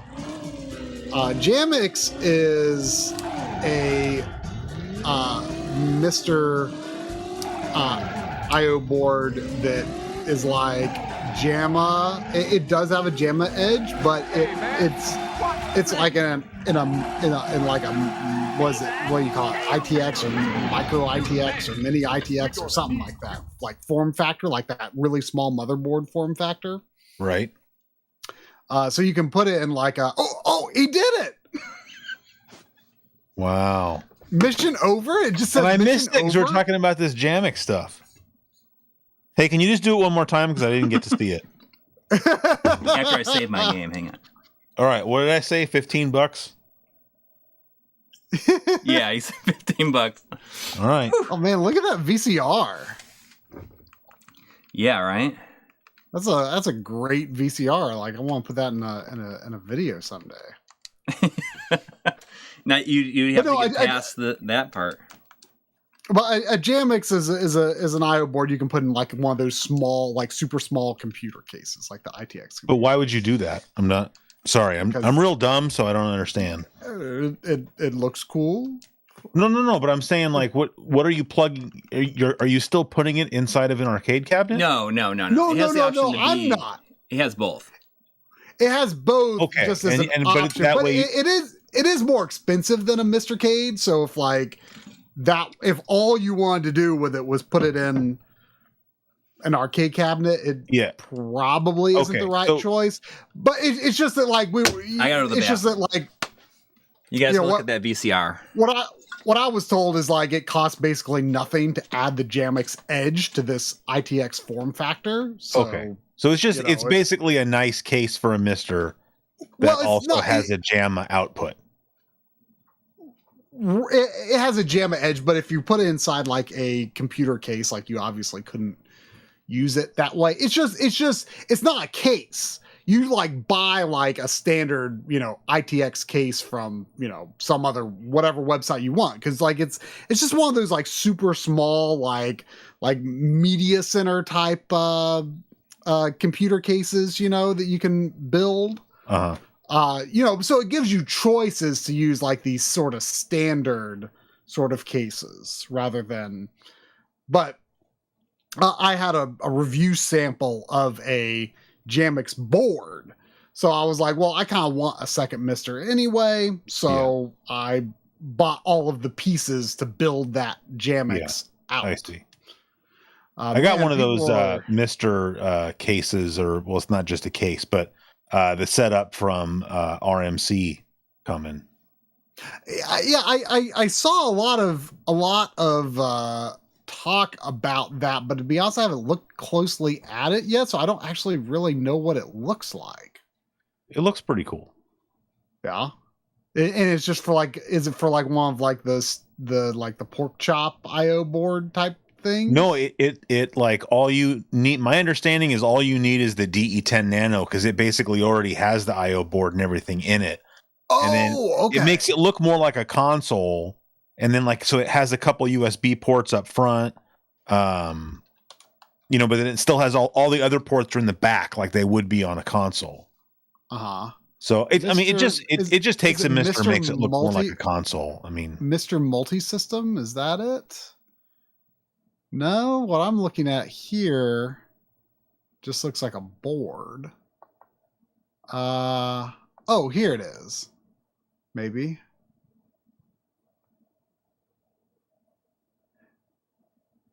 Is it the one that has like a big, like curved, like half circle shape? Yeah. Okay. Yeah, that does look pretty cool.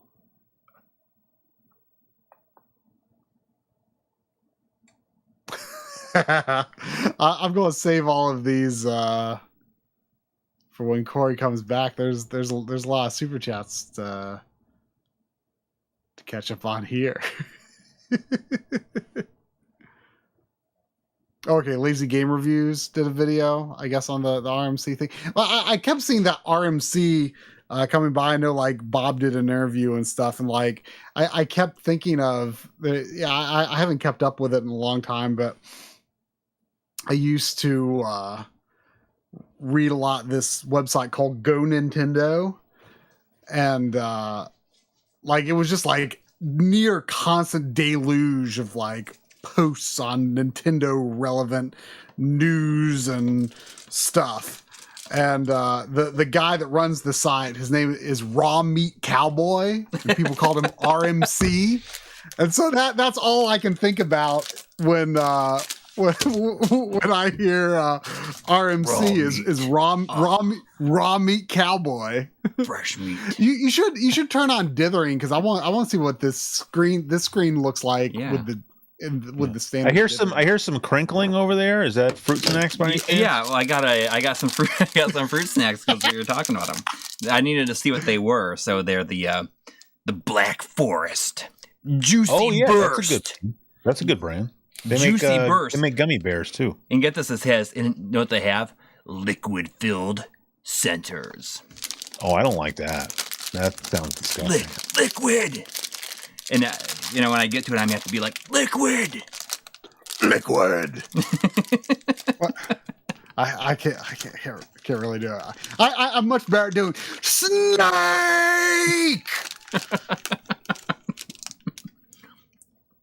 All right. Hey, Dave Crossan's here. What's up, man?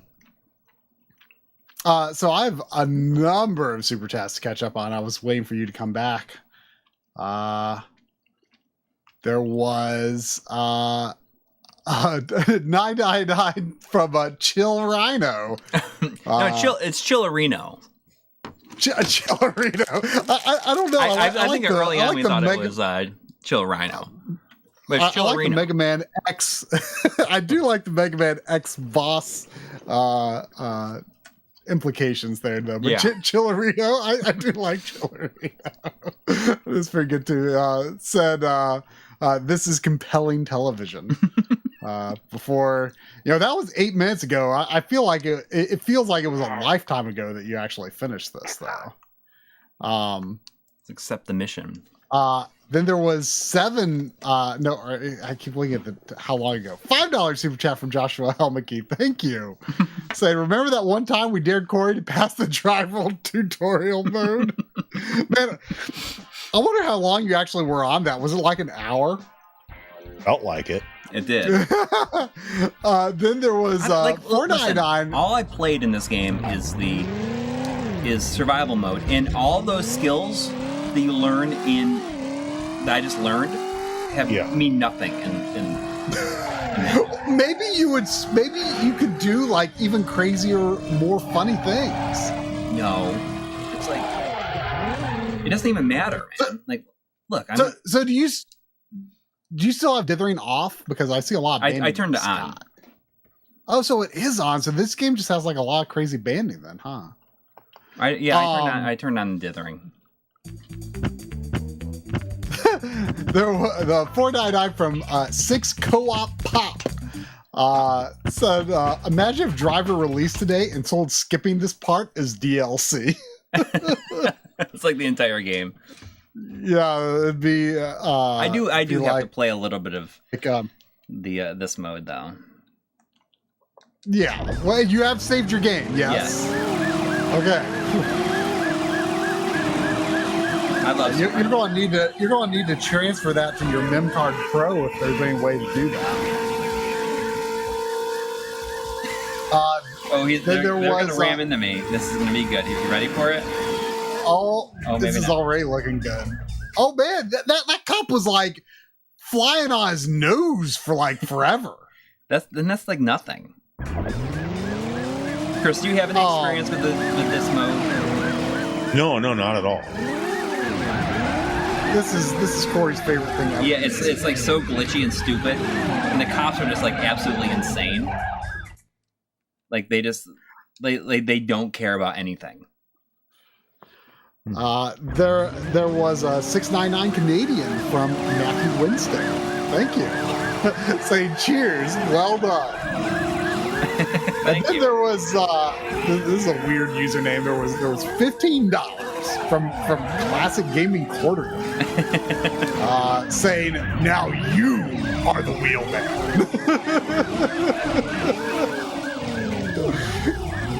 So thanks to that guy.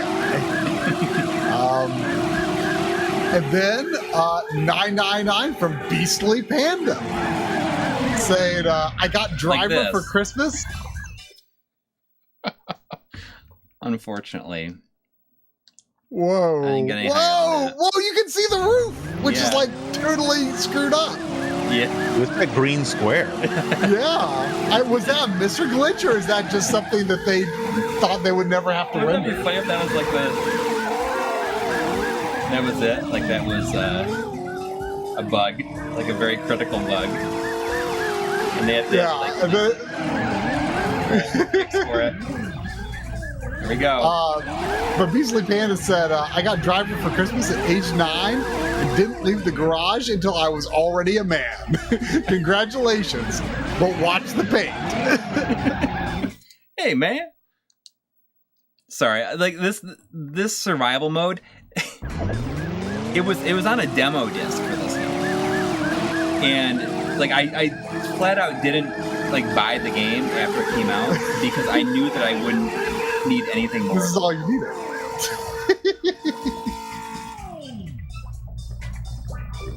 And the music's like Hey, so you got €5 from poor Velcro Pants, who says, "Hey Corey is a fancy coffee guy. Are you a fancy coffee guy, Corey? I don't know about that. I'm not a fancy coffee guy. I like coffee. Okay. I've talked We a all lot like about it on stream, Right. but Okay. Well, he says, what could or should I get for $195 asking for a friend? I don't. Like, You know, I mean, I would just say, what's your? Talk to us about your setup now. yeah, I don't really know. Because I got. are you going to include your coffee setup in the setup tour? Oh, that'd be a good idea. I don't know, like, what kind of grinder do you? Are you using an espresso machine? I got my grinder. I got a Ranchilio Rocky used on eBay for about $200. What is it?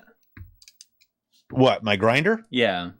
It's a Ranchilio Rocky, which I don't know if he's still here. It was Smoke Monster told me to get that because Smoke Monster gave me my espresso machine. So is Smoke Monster a fancy coffee? Smoke Monster's like Smoke way- Monster is very much a fancy coffee, See, and that's but not a coffee snob. Oh, what's An the important distinction? Yeah. it's I see the Mellow Game said, "Oh, is this my life in grinding?" Where the only thing we care about is chillin', nugs, chillin', and grindage. Yeah. I mean, you know, whenever Corey, Oh, come on! whenever Corey comes over here, my parents. There we go. There we go. You guys are just wait for it. Oh man! Look at all those green squares. I look at the repeated patterns. I'm sure. No, that- the game is really like this. Like that. I bet that happens on real hardware. I bet that happens on real. That's pretty good. That's pretty good. There's no other reason. I knew by playing that demo that I did not need to own the entire game. And I But was now right. you've made a significant accomplishment in the main game.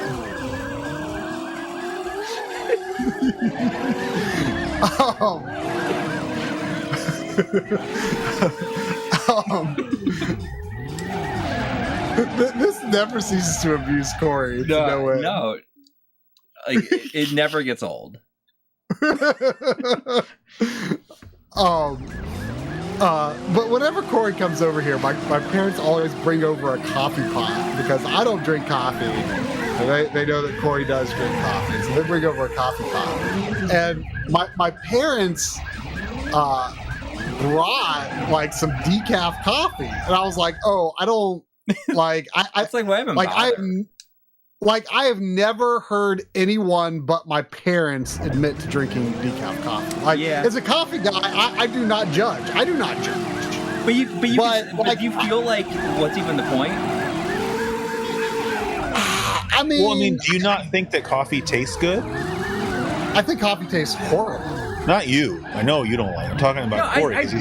I do. Like, don't you ever just like, oh man, a cup of coffee sounds good, and it's like kind of late at night. No, I never feel like it's just like not something that would cross my mind is like having a cup of coffee that late.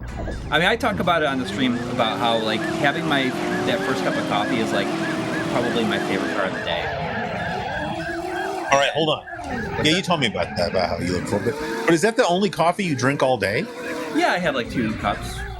I mean, it depends. Like, if I'm like out with somebody and like we're go to a coffee place, I'll get some more. But all right, so Velcro Pants says I'm a filter / drip coffee kind of person. So then I would ask, I mean, you can't spend $195 on this, but like, do you have a French press? Because I think if you're making like a non-espresso based coffee, I think that French press is the easiest and is also the best. So if you don't have a French press, I would get one of those. But that's like $20 or $30. So you could also go like, do you have a burr grinder? Because if you're using like a regular electric grinder that has like just the spinny blades in it, you could get a burr grinder. The only burr grinder I have is the espresso grinder. I don't bother with a burr grinder for a French press. But if you're trying to blow through $195, you could easily do that on a burr grinder alone. But other than that, I mean, you could get like a Chemex thing if you want to go like pour over. I'm not really a fan of pour over. I think it's kind of silly because, I mean, you're really just doing what a coffee machine does. Like, just let it do the pour over because it knows what it's doing. But that would be something you could spend some money on. But I would go French press plus burr grinder.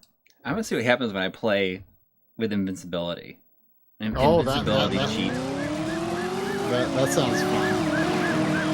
But yeah, I mean, my parents drink decaf, but I've never heard anyone else say, like, it's always like, I mean, I've never heard anyone like defend decaf at the very least. Like, but I just generally assume most people like are appalled by the idea of it. But I mean, I don't find it appalling, but like back, I used to use a Nespresso machine before I got an espresso machine. And we would always keep some decaf capsules around because, like, maybe if my wife wanted a coffee after dinner or something. Like, for me, like, I'll just buckle up and have regular coffee after dinner. I don't care. She's more sensitive to it than I am. Buckle up. Yeah, buckle up. I mean, caffeine doesn't really like have an effect on me, really. So, well, maybe you just never had enough of the right kind at the right time. Yeah, I mean, go have like a double shot of espresso after dinner, and then see if you can still go to bed at like. So wait, you turned on the invincibility cheat, but you seem to still be. Well, I think that's only it happens when you automatically die if you get flipped over for too long. We'll really find out once I look at how crazy they are. Like, they just don't care. All right, so he already has a burr grinder, he says, and he has a pour over. He says pour over is excellent. How dare you? I'm not saying it's not excellent. I'm saying if you look at how a $20 coffee machine from Target works, it's like automated pour over. Like, all you're doing is making yourself feel fancy by like doing it yourself.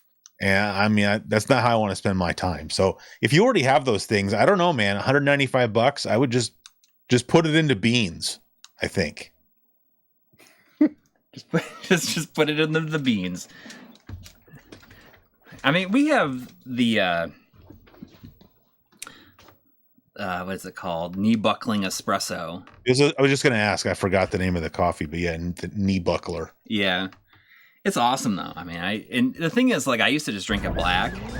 Yeah. But it's ever since the pandemic, like, my wife and I just like gotten into like putting like some coffee mate in it. Which is probably blasphemous too. The powdered stuff? No, like the liquid kind. We get like the no sugar. Yeah. And they have like this really good like cinnamon bun flavor. It's so pleasurable. I'll say the powdered coffee mate is kind of like a guilty pleasure of mine. I would never put it in espresso, but like, I mean, at work, like I have in the cabinet at work, I have like a jar of Cafe Bustelo, instant coffee. Yeah. And right next to it is like the Costco sized, like 55-gallon drum of the Coffee Mate powder. And I make coffee with that stuff with no shame whatsoever. Yep. Mez TV asked, does MiSTer have a coffee core? Not yet. Like, I mean, I don't see any reason why like someone couldn't like make like a home made like coffee machine that uses like the DE10 Nano as its like brain, right? I mean, isn't that Like really what? what the Like a DE10 brain. Nano was originally meant for? Was doing stuff like not specifically Well, coffee preparation, but you know. but like college projects and stuff like that, like which I could very easily imagine like some engineering student being like, oh, I think I'm going to make like a coffee making system on the DE10 for my project or whatever. Absolutely, why not?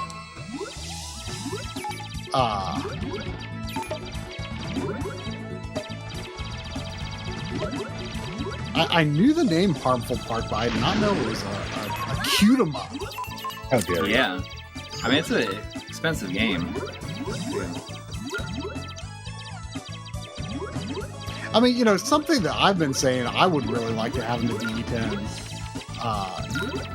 is just like a media player. Like, how awesome would it be to use for like DVD rips, VHS, digitized VHS tapes or something, and like be able to like It's play not really those. the point of an FPGA. I mean, are you trying to get like? I mean, are you trying to accurately emulate like a Mitsubishi VCR or something? Well, I'm not emulate like the VCR, like actual like analogness of it or whatever. But I'm just like saying like let's say you've just got like you've like ripped some DVDs or something. Yeah. You want to play it with like the video filters and and stuff like that. Like I think. Oh, that. Yeah, that would be cool. Yeah. I think that could be really neat. Like it's something I'm actually really curious about. Like, is there some sort of audio format that you could like, or like just like an ISO or something? Like, can you just like rip a like music CD and like play I kind of wondered about that. Like, if you took a music CD and like ripped it. In the Sega CD core, you definitely can. Like, if you rip it as like a bin queue, then like you can just load it up and You can do that on the PS1 core listen too. to like music like in the CD. And See, like I feel like I like really want to do that for like pre-stream music and stuff. Oh, that'd be cool. That'd be a cool like a interface for like the player too. Yeah, like I think that would. Like, I bet you could do it with the PS1 core. Well, that's what I was saying. Like, I would like to do that with the PS1 core, and like, I think that'd be awesome. But like, really though, like, I feel like there's potential for MiSTer like beyond just games. Like, why not have someone make just like a media player core with like some cool visualizers? Something I've actually also thought about. Like, could you use like that? Well, I can't remember the name of the core, that processor number that you can install Windows on. Like, I've never done that. I've never the AO486. Yeah. Like, can you just like load up a bunch of MP3s and just like use like Winamp and old Winamp visualizers? I bet you can install Winamp in there. Like that like would be kind of awesome. Like yeah, I think that'd be kind of awesome. I bet you could do that. I don't know that much about getting that core up and running. The music on this is real good. Is there enough information in our MiSTer video to like get up and running with the with Windows on that core, or would you need to really get other resources? No, I talk about it, but like I referred to, I think it was Video Game Esoterica did a video on getting it set up, which is what I followed. Okay, well, I might take a look at that sometime because I would like to get that. You just need to. I mean, I can give you the .vhd file that I have. That is just Windows 95. And if you have the Raspberry Pi thing, you can have like essentially hardware emulated or semi-hardware emulated like MIDI hardware to play like old MIDI files and stuff, right? Yeah. Look like how good look at how good that sprite is. Like that blow up dragon is like it looks so good. You know, I just kind of impressed. I'm very impressed. Kind of. Awesome looking. Is this only on PS1? I think so, yeah. What's the name of this game again? Harmful Park? I've never heard of it. It looks cool. It's one of those like really expensive Japanese only games.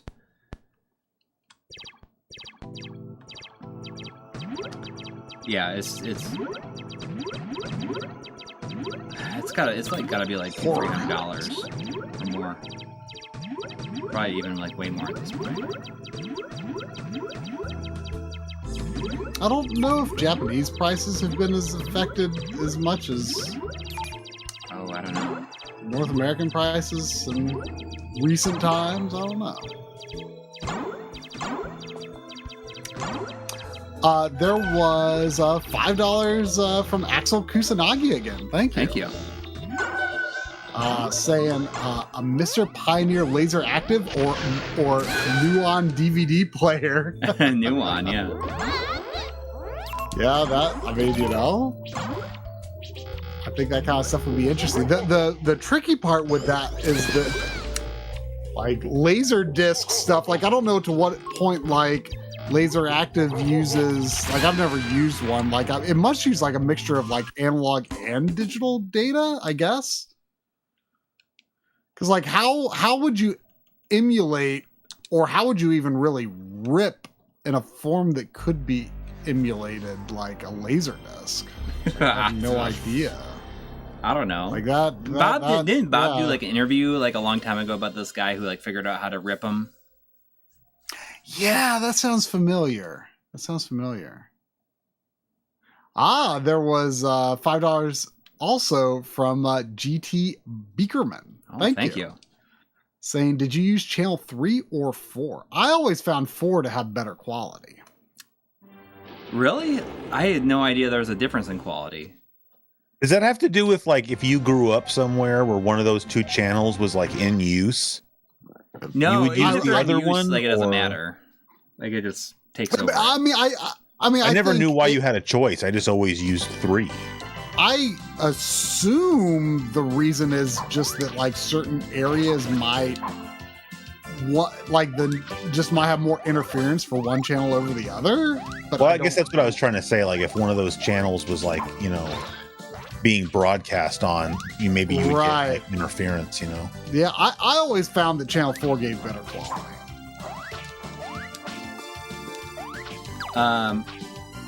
For me, like channel 3, I'm pretty sure was like local. It was a local channel, so that's the one I always used because it was like, I don't know, less of a chance that I would want to watch something on it. Yeah, Zane's dad says Chris is correct. It happens. It's funny because like where I grew up, we didn't have any VHF channels at all. So, like,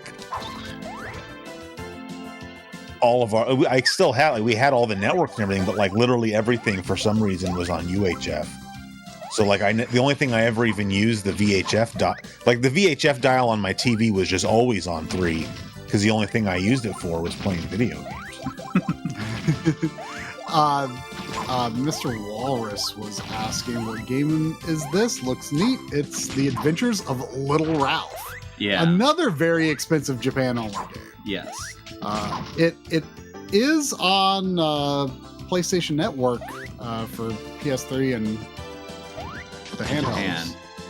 Yeah. Oh, right. You have to have a Japanese account. Yeah. It's really, really good. You played most of this. I think I played through the whole thing. I think I might have. Yeah, but I think you got like a bad ending though. Yeah. I think there might be like a few more levels if you played better. I'm sure. But it's like a 2-button game, isn't it? yeah. But then when you fight these bosses, it kind of turns into like a fighting game almost. Little Ralphie like powers up.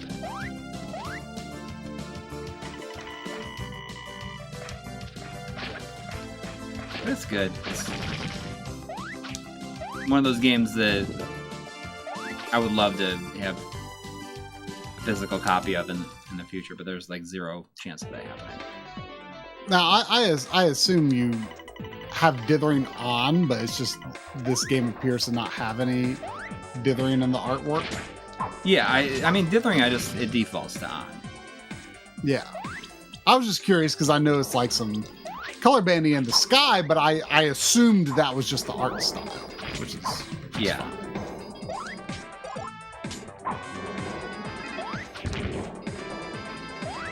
But whenever you see something like those pounding things with the chains on them, do you I mean, I saw you just like went through the chains without even thinking about it, but do you ever think like oh, maybe it's safer to go underneath because maybe touching the chain is gonna hurt you or something? I never think about the chain hurting me. It just I think it does in some games though. Doesn't the chain hurt you with the pounding things in Castlevania? Maybe not. I can't remember. I don't know. I feel like that could be a thing I would remember. Go over top of them. Oh! I like that you just get impaled on those spikes. It was actually real violent looking. Oh! Right? That's just like if it was a Castlevania game, you wouldn't think twice. But like this game is all cartoony, and then you just get hit with that. That's like, oh. But like it.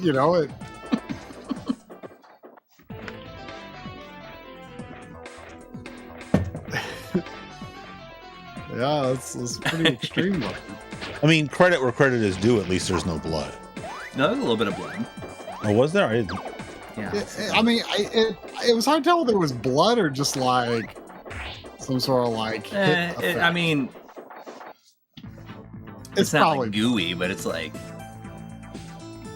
a Tekken-like explosion.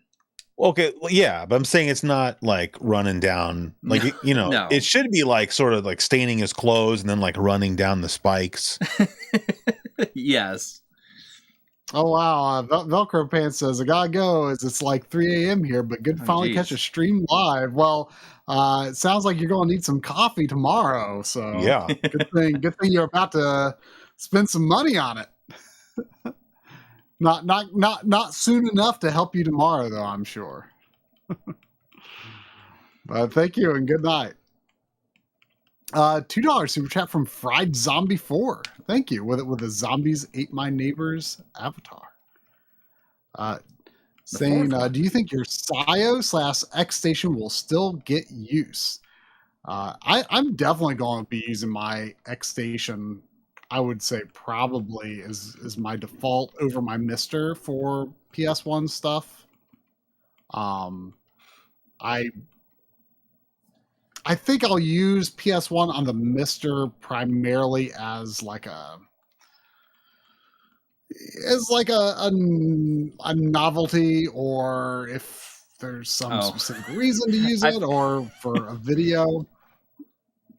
I feel like if I try Spice World, that means this stream will get demonetized. Yeah, I would. Yes. That. Hey, were you saying you had to do something to your game files to make them work with the MiSTer? No. Well, I mean, with this, you can use the MCD files that the MemCard Pro generates. And you just need so it's to change easy the to copy extension from stuff to the MCD MCD to SAV. Oh, I wasn't talking about save. I'm just talking about the games themselves. Oh, it's like the CHD files, it's the CHD compression, which no, I don't know. It basically will take any bin and queue file and cut it in half. It compresses down all the music to lossless Og Vorbis or whatever, and does all this other stuff. I'm just trying to see what got a bunch of PlayStation games here that I loaded onto my SIO. Mm-hmm. Damn it. Yeah, they're just like bin queues. So you're saying I can take these bin queues and feed them into something? Yeah, it's just a script, and it will generate new files. I should probably. Can you do that for the X Station? No, I wish you could. Okay. I don't even know if that's something that's possible. Two Canadian from CF Gaming saying play Teletubbies. Please don't play Teletubbies. I don't have Teletubbies on here. Oh, darn it! I'll play this. And $5 from Mega X6 with no comment, but thank you.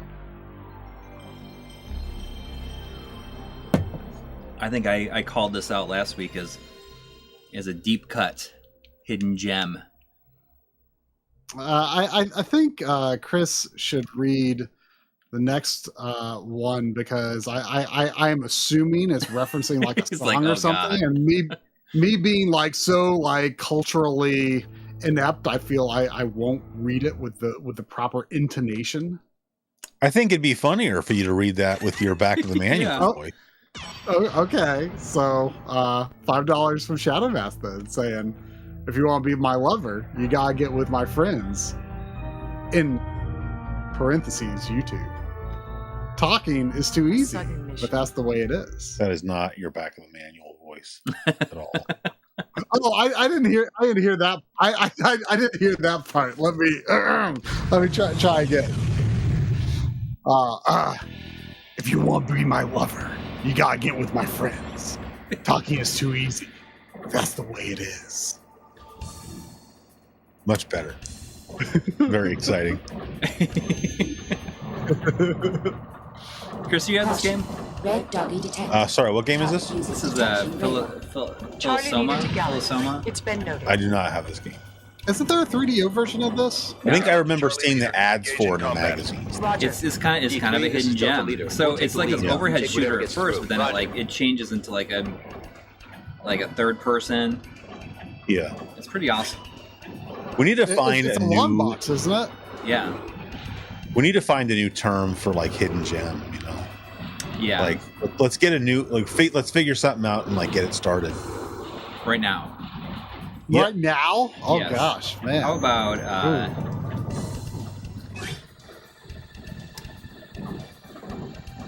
we can just start calling it diamond in the rough, which pretty much means the exact same thing as yes, gem. Yeah. How about I mean wait, can we get some alliteration going? What if our first word is overlooked, and then our second word is something else that starts with an O? What?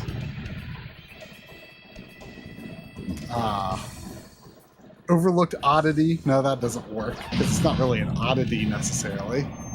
Is there an O synonym for a game?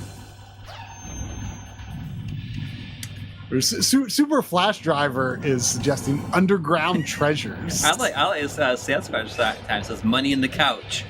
This is a money in the couch. I kind of like that because it kind of makes sense, but it also kind of doesn't.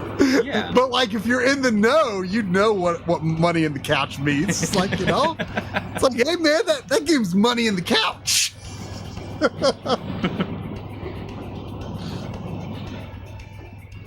We can make a video call.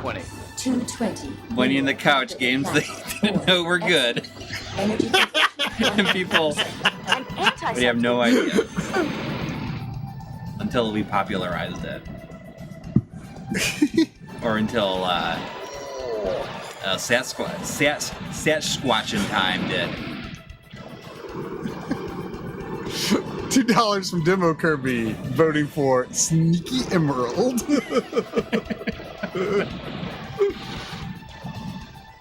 I mean, pull up that thesaurus.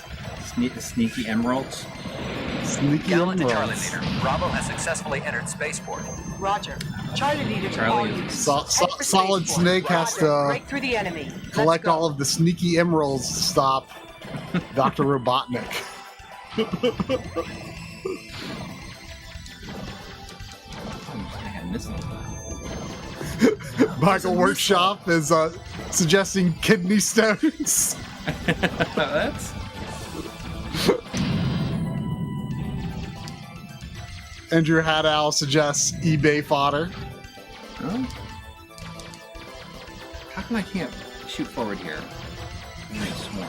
Chris V suggests Tax Cut Pro, Satan's counterattack. Yeah, Tax Cut Pro. Oh wait, we're doing a different thing. Tax Cut Pro. I mean, I told you about that, right? Yeah. How we, Rodent detected above. you know, one game, and I don't think Chris is here. Like Roger. my old Renix, friend Chris, D3, continue I grew up flying with. I through don't the know if he's ravine. here, but Roger. one thing I think that same guy who said Renix, Tax follow me. Cut Pro D3, take care of made the a big rear. deal about it. Roger. Said every game was like Tax Cut Pro, but with like whatever the key element for each game is. Yeah. There's one game that he used to always talk about, and I think it was just like joking around. But I put it on here. It's called Power Shovel. So maybe I'll play Power Shovel next. that sounds like it could be a hidden gem. Like that's like it's like we could do a before Shovel Knight Power Shovel. Yeah. You know, before Shovel Knight introduced shovels as, you know, a means of combat. Power Shovel. Chris, what do you think of this? Does this seem pretty cool, the way that it like changes views? It does look I mean, I'm not as into like the you know, this style, like the sort of 3D rail shooter. Mm-hmm. Like, I thought it was a lot cooler looking when it was just vertically Well, it goes scrolling. back and forth. No, yes, I get that, but that the vertically scrolling portions of the game seemed a lot cooler. Oh, Paul Sutton says that Power Shovel is a great Taito game. Oh, okay. Kane like it's one of Senpai those wants to know $10 games. where's our Hidden Gems video? Yeah. Oh, Hidden Gems. The JIMS. Yeah. I'm sure I've still got that clip from Xenoblade Chronicles X with Lang to D3. Gem in it somewhere. Close your distance. Roger.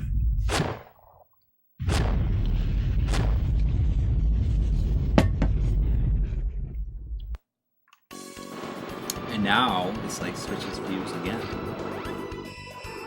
He's in front of the Is ship. Power Shovel an interactive tutorial for the latest DeWalt product? Yeah, I'm dying to see what Power Shovel is now. We gotta do that. I'll play Power Shovel next. Power Shovel. We'll tase some people. Power Shovel. Sounds like a football play, you know. Oh, we got to run the power shovel right here. It's the only way to win. Yeah. I mean, I bet you Power Shovel is awesome. Is going to be awesome. Well, I mean, it's a Taito game, so I mean, you know. Do you have all these games? Are you using like one of those SATA adapters, or is this all on a SD card? It's all on a external portable SSD. Oh, right. Would a mechanical hard drive be fast enough? Yeah. Oh, yeah. I just try to stay solid state as much as I can.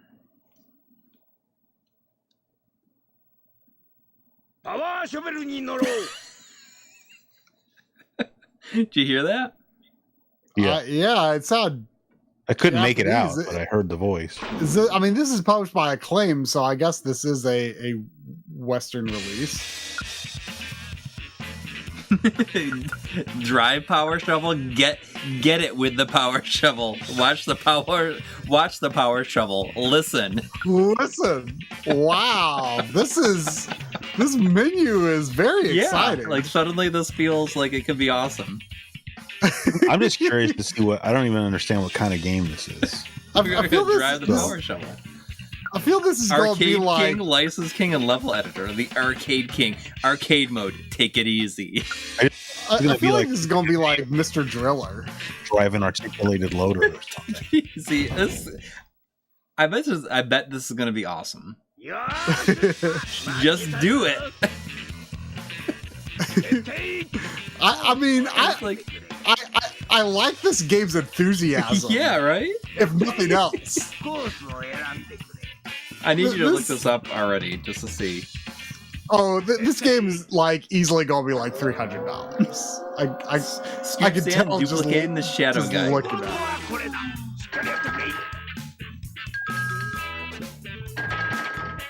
Like there's no way this game is under $100. Start work. It's like.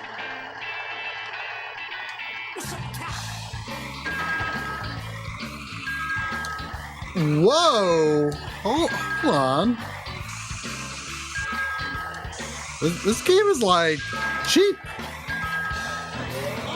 $9. Oh, that's it. Oh, that's an auction though. Oh, dude, there's a special controller for it.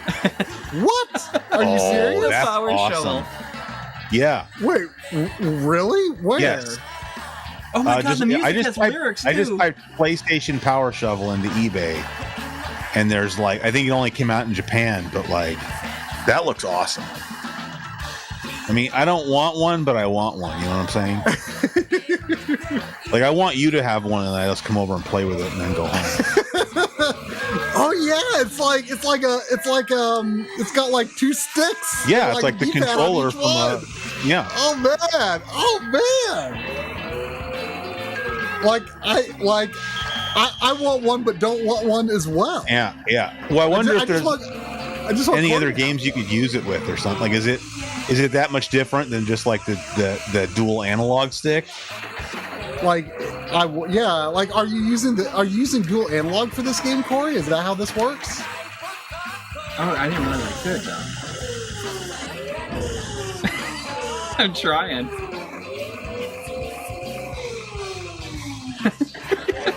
Yeah, this controller looks awesome. It's expensive though, but the game itself is like not very expensive. I was hoping it'd show me like the button combination is very complex to remember.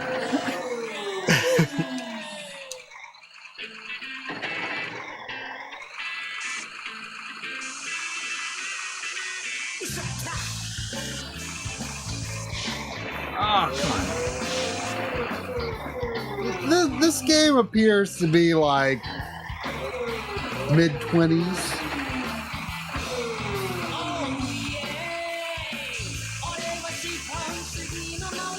But I don't know. The gameplay here is not selling me as much as the menus. But maybe it would look better if Corey were awesome at it. Or well, I mean, is this like just sort of like a beginning kind of tutorial level, or is this just this is the game? I don't know. I mean, I'm guessing this is probably a port of an arcade game. Is my guess. Yeah, I think you're probably, especially with that special controller. Yeah, I'm gonna look this up. I can't do it though. I'm trying. And the fact that it's got these like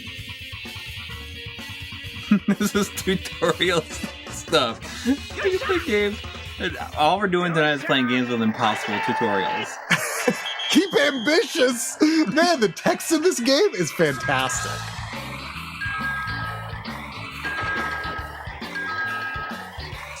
Keep ambitious.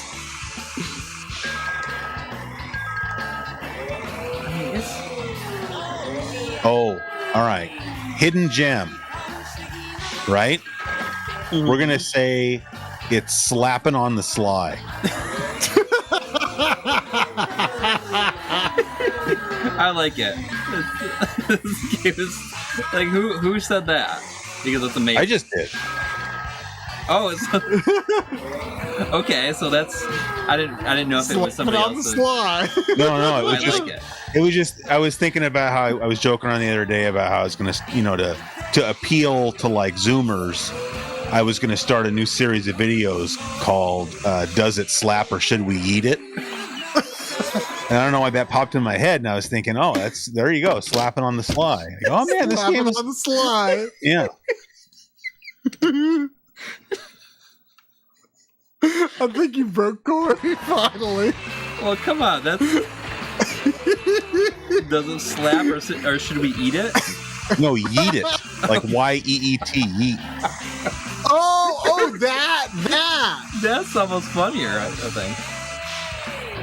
I thought you said eat it too. Well, it's hard to say. Should we yeet? Yeah. Yeah. You got to say yeet twice. You know, the first time I ever heard the word yeet was that was the version of the laughing Spanish guy from Star Wars. The episode 9. Yeah. Thing. He said he did it. The Palpatine yeeted what's his face? Kylo Ren, like down the hole, right? Like out of nowhere, it just happens. Yeah.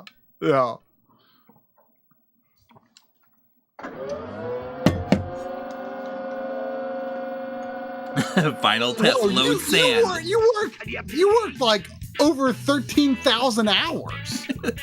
What? That's what it said. It had like hours worked. It was like over 13,000. I gotta move and load the truck with sand. I like how it yells like he's like the I don't know if it's Metool or Metool from Mega Man, like that hard hat thing. It's like a one of those Mega Man Goombas. Don't hit.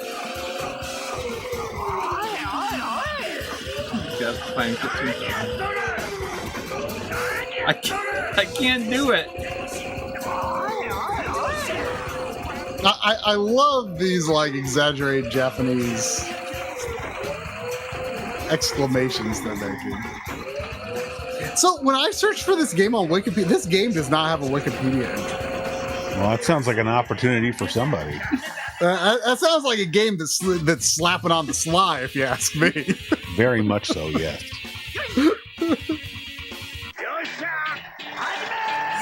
I love how it yells, though. Oh, I see. Okay, here. Okay, yeah, so this does appear to be an arcade game. It's called Power Shovel Simulator in the arcade. Oh, so it's kind of ahead of its time with that name. And it looks like I'm guessing it's 2-player because the cabinet has 2 of those sticks. Oh, and it appears to be sponsored by Komatsu.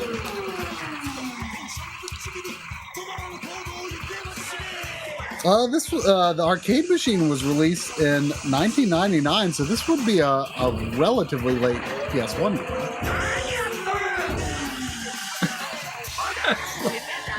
Really bust. Okay, but I'll move on to something else. I feel like coming out at that time, like there should have been like a Dreamcast version. I'm gonna look up if there's a Dreamcast version. No, looks like it's just PlayStation. Oh man, there's one of those controllers available here in the U.S. Oh yeah, is it expensive? 240 shipped. I'm trying to figure. Oh yeah, this actually looks like I'm not buying it. Obviously, this looks like a cool. It's like 2 sticks. One stick's got a D-pad on the front. The other stick's got the 4 face buttons on the front, and then it has both shoulder buttons on the back side of the stick. So like, you could totally use this stick for like other games, I think, as long as they were analog compatible. Well, there's a switch on the stick. I don't know I can't read what that does. That looks a little sus. That controller sounds like a Game Dave going. episode, actually. Like trying to see how many games he could play with that. Yeah.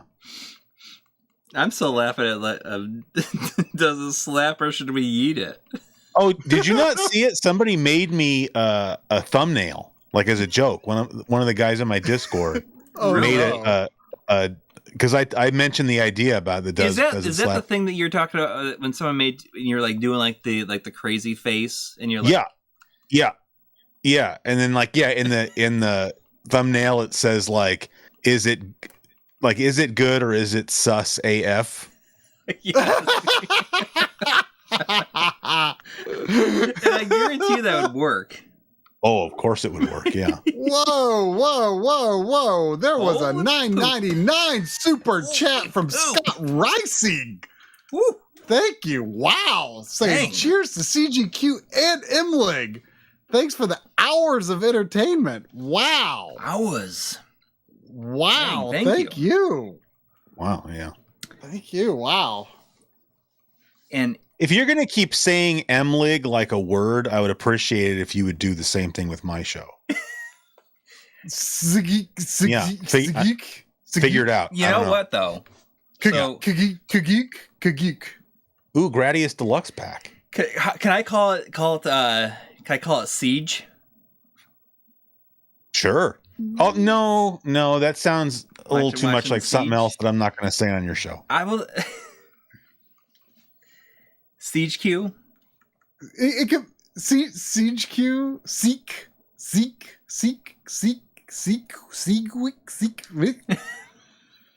You know, right after that incredible super chat, Rally Lancer suggested Pepsiman.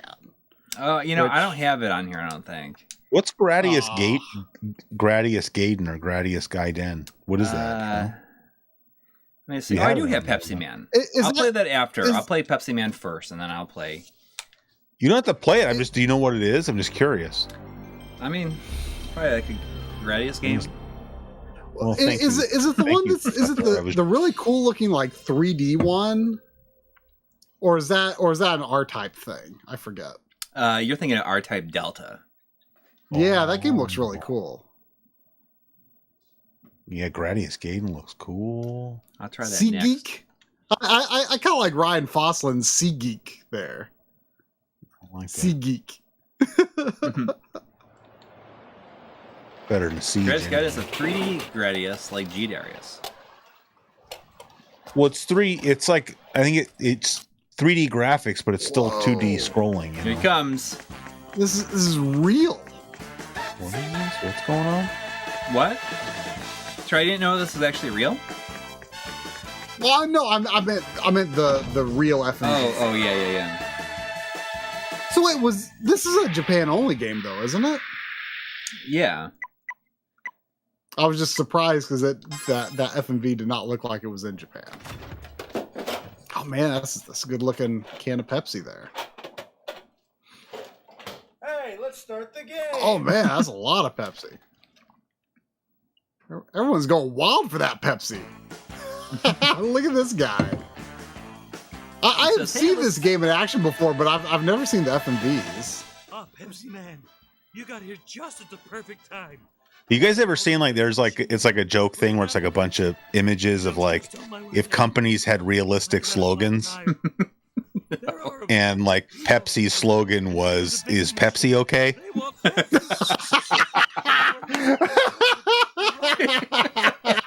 It's true. It's totally true. Like nobody ever orders a Pepsi. Okay. You know? That Pepsi.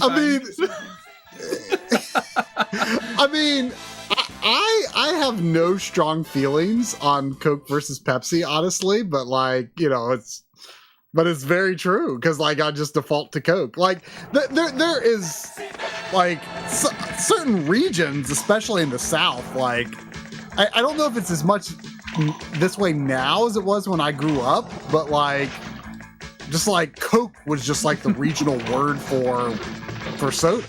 Yeah. Or pop, if you will. You know, Yeah. like But I think when I grew up, I just called it Coke. Like it didn't matter if it was an orange soda, I called it Coke. Yeah. But I think if you go out to eat and you want like a cola, you just automatically assume they're going to have Coke. Yeah. Right. You know, so you always, I'll take a is Coke. Pepsi okay? Yeah. I feel like the only, I think I asked this on Twitter a while back because I feel like, I'm not saying nobody prefers Pepsi, but I feel like how many people go out of their way to like, no, I want Pepsi.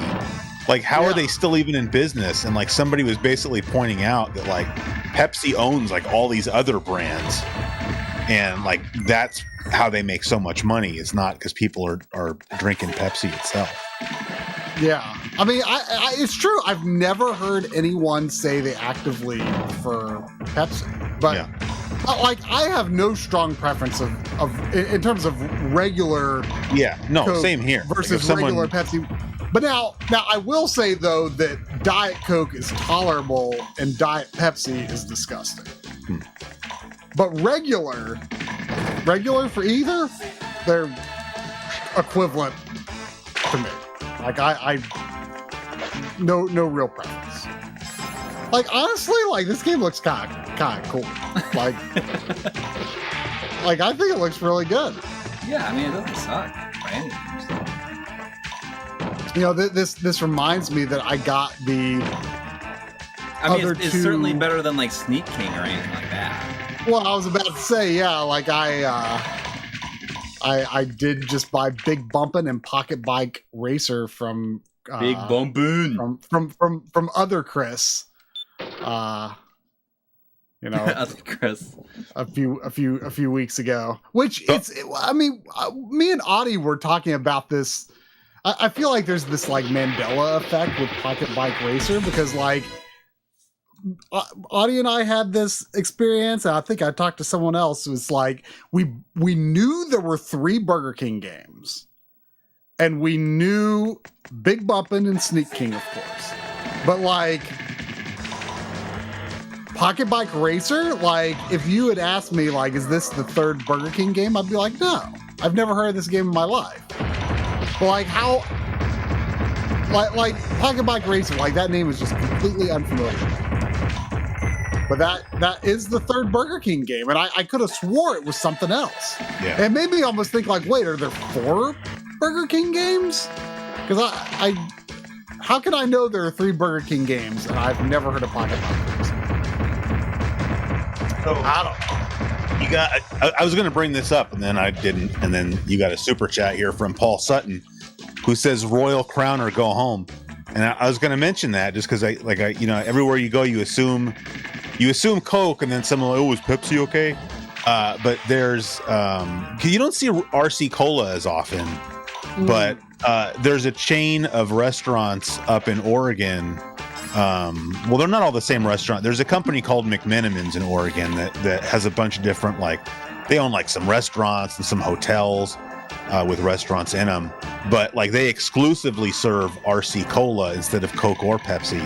So like if you go in there, I remember the first time I went into one, and you know, to say, oh, you know, I'll take a Coke, and the waitress was like, oh, we have RC Cola. But then instead of just being like, oh, yeah, that's fine, it was like, cool, like, oh, like RC Cola. This is like, I didn't know this was a high class establishment. Like, am I dressed okay to be in here? Like, you know, but I'm just saying, it's like it was like a pleasant surprise. Like, oh, yeah, RC Cola would be great. I mean, I'm sure over there in your part of the world, you have a lot of Shasta Cola. Yeah, but Shasta Cola is like a budget brand, you know, like,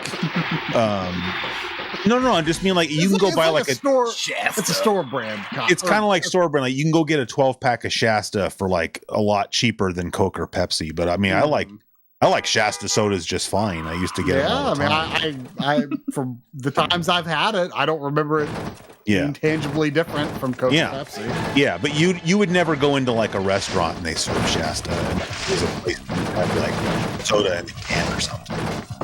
Yeah. So like the idea behind Pepsiman is that he's like an idiot, I think too. He's like bad stuff just happens to him. Like it's his goal to like refill like the empty vending machines or No, something. he just wants to What is he? be there. Like, just like, bring Pepsi to the but he's really accident prone. Do you think that Pepsi saw like higher sales? No, probably not. Does it make you want to go for a Pepsi? I mean, I could too. Unfortunately, right now I've got Coca-Cola in the fridge though. I like that it has like the music kind of changes. Like right now, it's like more frantic, but it's the same song. It's Pepsi Man. So Zane's dad mentions in the chat like Jolt Cola. Oh, Jolt, yeah. It's kind of. I was talking to somebody about that the other day about how like I remember when we were kids. I remember when Jolt Cola came out, and it was like, it's like if you got caught drinking that, it's like you might as well have gotten caught smoking a joint or something by your parents. Like you were in deep trouble because like Jolt Cola, because their whole thing was like more sugar and twice the caffeine or something like that. And I just think it's funny, like when we were kids, like you're not allowed to have coffee, you can't have something like Jolt Cola. But it's like now all the time I see like elementary school kids like carrying around like those fat tall boys of like Monster Energy drinks, Right? or like getting a Frappuccino from Starbucks. But when we were kids, but this is the other thing I was saying to my wife is like when we were kids, it's like you can't have coffee because they would tell you like coffee stunts your growth. But they had no problem giving you cola. I've never heard that. I've never heard that. Like I've never heard like people say that like kids shouldn't drink coffee. I just thought kids didn't like coffee. Well, I'm not saying that as kids we were like all jonesing for coffee, but it was like this thing like, don't even bother asking because it was like this forbidden thing. Mm-hmm. I like to let my my kids try the coffee when I have some.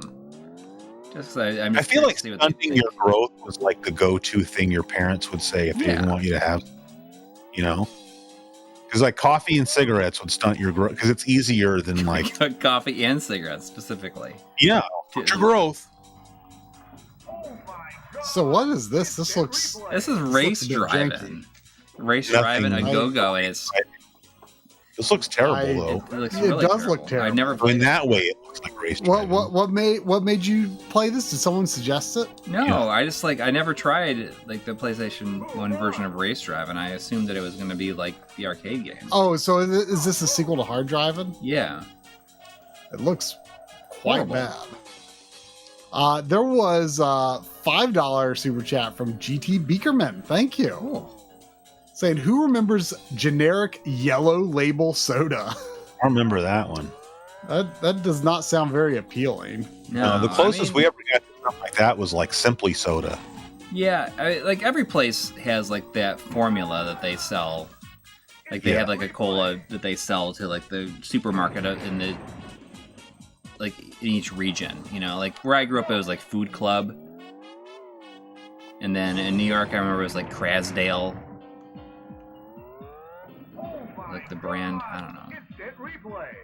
You know what you should play? You should play that. Not this. Yeah, you should play that. What's that game that the Gran Turismo people made before Gran Turismo? That's like that cartoony looking. Oh, Motor Toon Racing. Yeah, you should try that. You should. Have you ever played Gradius Gaiden first, though? Okay. Have you ever played Motor Toon? No. Like I mostly just saw it in John's Gran Turismo. What are you doing? You keep passing it. Wait, no, did I not choose it? No, I did. You did, but like you went past it like 5 times. I know. You drive me crazy. I can't even read. Still haven't tased anybody. I feel like I was brought onto this stream under false pretenses. I keep on forgetting about it. I just feel like we did that already,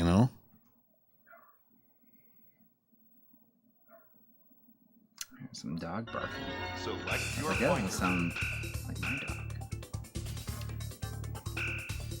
Oh, there's like different colors. Big fight. can I get your guys' opinion? So I was thinking the other day about Force field. like my favorite condiment. Yeah. And I think that I decided that I think my favorite condiment might be Arby's horsey sauce. Oh. Crush all of them. Interesting. I didn't see that actually- one coming. I avoided that for a long time, and it's a lot different than I expected. Yeah, it's like actually like it's just like a creamy white sauce. I was expecting it to be more like have like chunky bits of stuff in it, like actual horseradish. Yeah, I would say that like I wish horsey sauce was like stronger. I feel like it used to be maybe like higher concentration of horseradish. But it's funny you say that because just the day before yesterday, like where I work on at the college campus, like we get lots of food trucks every day that come on campus, so that if, instead of eating at the normal places, you can eat at the food truck if you want. And there's this food truck that comes out pretty regularly that just has tri-tip. Like you can get a tri-tip sandwich, or you can get just sliced tri-tip and some French fries. And they only have like 3 sauces. It's like 2 different kinds of barbecue, and then they just call it creamy horseradish because they can't call it horsey sauce. But I just loaded up on that stuff. Yeah. Because I knew it was going to be good. But I've never really tried using horsey sauce for anything other than like an Arby's sandwich. But I mean, have you, since you're Yeah, what did I put it on? I put it on something that I was surprised by it. Can you buy horsey sauce, or do you just grab a lot buy of it by itself? I'd be real curious. I mean, they usually like load up your bag with sauce. I know, but I mean, I would buy like like if you could buy a bottle up. Yeah. You know what's weird though is that they, whenever you're at Arby's, they always say, "Do you want any Arby's sauce or horsey sauce?" And they've got a third sauce. It's the 3-pepper sauce, and they never ask you, "Do you want any 3-pepper sauce?" It's always Arby's sauce or horsey sauce. Like they never mention that. And I think the 3-pepper is actually my favorite sauce. So, but I always feel weird when they say, "Do you want any Arby's sauce or horsey sauce?" I'm like, "Well, I want the 3-pepper sauce." They're like, "Oh, you know about that?" Like, I mean, you think like horsey sauce would be good, like just on like a hamburger? Yeah, that's what I put it on actually. Instead of, I put it on a then, hamburger. I mean, did you put other condiments with it on the hamburger? No. Okay. I think my dad might be with you on the horsey sauce being his favorite condiment. Yeah. And I feel like he's a pretty big fan of that. It's I'm not as much. I mean, I'm fine with it, but thinks about like in terms of favorite condiment, like that's I feel like it's kind of an outlier that people don't really. I feel like horsey sauce is slapping on the sly. Yes. 100%. I mean that's a good way to put it. This game's kind of cool. Like, I've never. Yeah, I don't think I've never played it. That's for sure. I don't know if I can't imagine. I've never heard of it, but you know what I really like in terms of sauces from fast food places. I like and I like. I never get it anymore ever since Popeyes introduced the chicken sandwich, because every time I go to Popeyes, I have to get the chicken sandwich. Yeah. But for dipping sauces, they've got a blackened ranch sauce, and it's really good. If anything's blackened, I can't not think of the Metallica song. I don't know why. It's a good song. I know, but like that's like the blackened chicken. Like I can't not hear the Metallica song. Well, there was a $5 super chat from Ashura. Thank you. Thank you. Saying Shasta might have been the soda of choice for us poor kids, but we did get those sweet Mario sodas for a while that people try to eBay now. So was that a Shasta promotion? Mario sodas with Shasta? I'm gonna look this up. Shasta Mario soda. Oh yeah, look at this. Do you guys ever put ranch on salad? Like that? I know. No. I mean, I know that's like the original purpose of ranch dressing. I cannot stand ranch on a salad. It's disgusting. But to me, ranch is more of like a dipping sauce for like other things. I mean, I don't dip anything in ranch. Really? I'll dip anything in ranch, like fries in ranch, pizza in ranch, chicken fingers in ranch. I prefer like if I'm going to have like a dipping sauce, I prefer like either a honey mustard or a like really. Yeah. Mustard, sweet mustard to me is disgusing. There should never be sugar in mustard. Well, yes, it's got to be plain white mustard or yellow mustard. My favorite honey mustard though is probably actually Bojangles honey mustard, which is more spicy than sweet.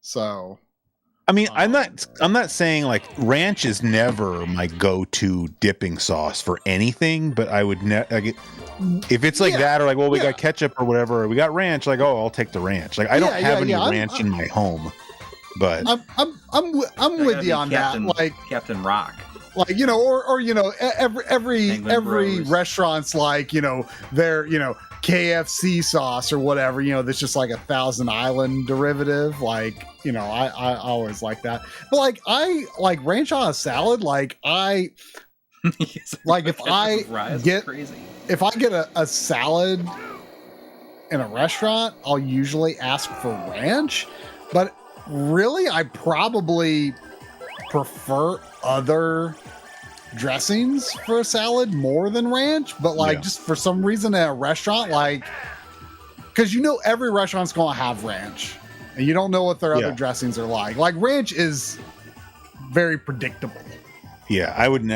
That's like literally my last choice for salad dressing would be ranch. So I have to stick up for myself a little bit. Somebody in the chat says I probably like Dijon mustard on a hamburger, and that is 100% false. Spicy brown. I like spicy brown. Somebody said it in there. Spicy brown mustard, stone ground mustard, even like the yellow mustard. It's like people who don't know any better think that there's like yellow mustard is like somehow like not good mustard. Like that's the traditional German mustard is yellow mustard. It's the best for sure. It's mustard seeds and vinegar basically. Like it's not yellow because there's something weird about it. I mean I can't think of a reason why Dijon mustard would be bad on My life in sauce. I don't have Dijon mustard very often at all. I don't really like Dijon mustard that much. Period. I mean, Golden's is good mustard. Yeah, it's not my certainly not my preference or my go-to, but like I can't. It's fine. I can't think of a reason it'd be bad on a hamburger. Like Dijon mustard's good on like a turkey sandwich. Yeah. Oh, or ham, like a ham and Swiss with Dijon mustard. That's good stuff. Ooh. Now, see, you were talking about like not liking like sweetness, sweetness and mustard. Like, honey mustard is disgusting. Like, I feel like on like a sandwich though, definitely not, and not on a salad either. But like it's like a sauce just for like dipping chicken fingers into or French fries. I've never tried doing it with chicken fingers, but like, or like, you can get like those honey mustard pretzels. Like that's just awful. Yeah, that doesn't sound good either. Like, cause you want real mustard on a pretzel. Yeah. Like I honestly can't think of that many things I would dip in honey mustard other than like chicken or fries. Yeah, I could see honey mustard and chicken going well together. Yeah, it wouldn't be my first choice for fries necessarily, but like if you have honey mustard from the chicken, you may as well just keep dipping your fries in it. Yeah, I would say like honey mustard is like my default chicken dipping sauce.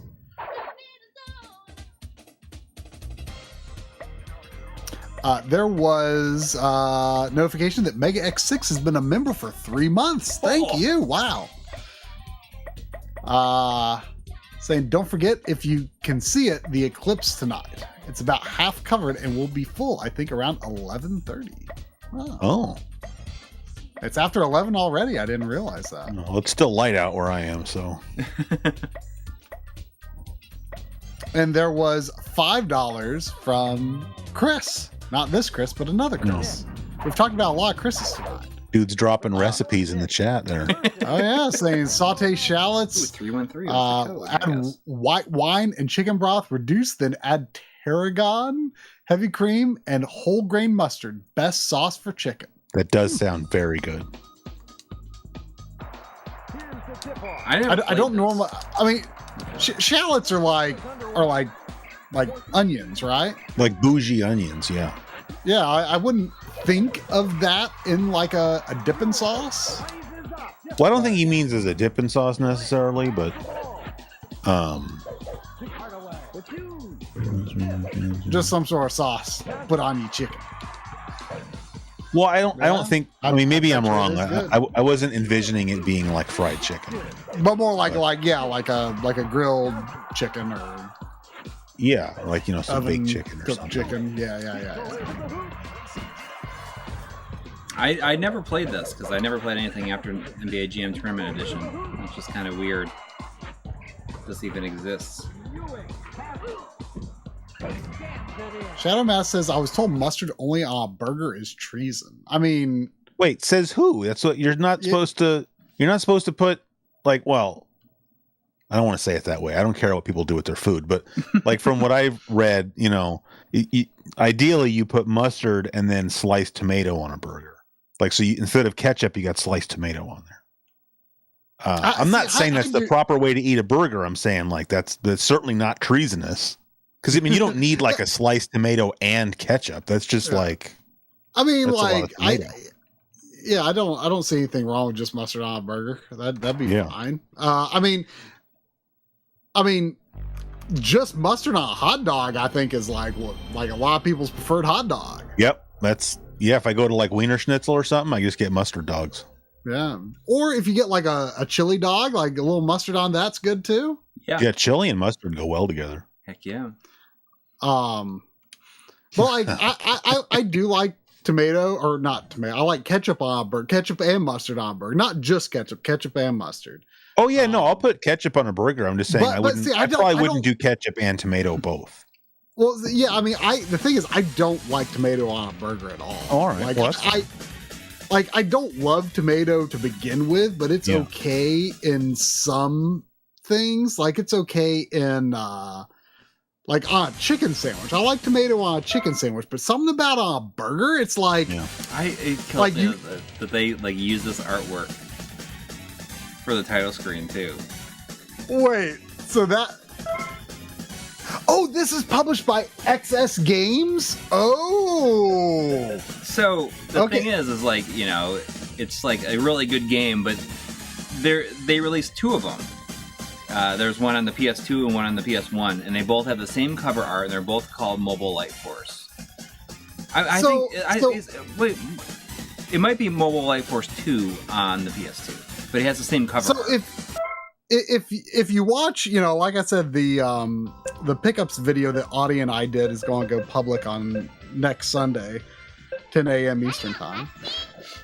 And he got a few games from XS Games, and as you all might know, Audie likes to collect bad games. But that doesn't necessarily mean XS Games makes bad games. They published several Japanese games and gave them really horrible American cover art. Yeah. Specifically Mobile Light Force. Which isn't the second one, like Castle Shikigami? Well, so one of the games they published is XS Junior Dodgeball, and he picked that up at a store here. And like the cover art is one of the ugliest things I've ever seen in my life. Like it's got like one of the ugliest CG humans I've ever seen. Like it's just like this abomination of a cartoon kid on the cover of this XS Junior Dodgeball.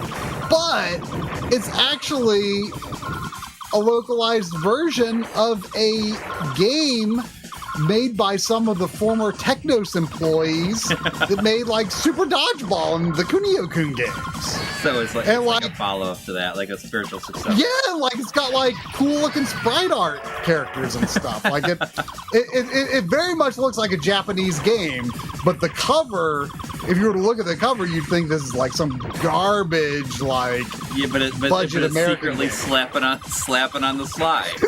Slapping on the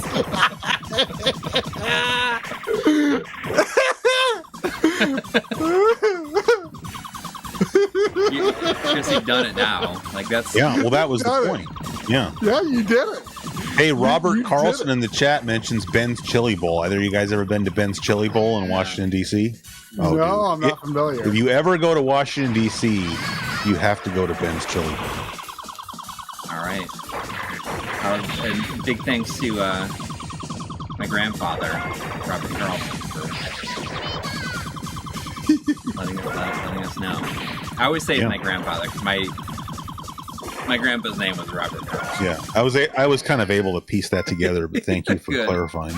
Good. Yes.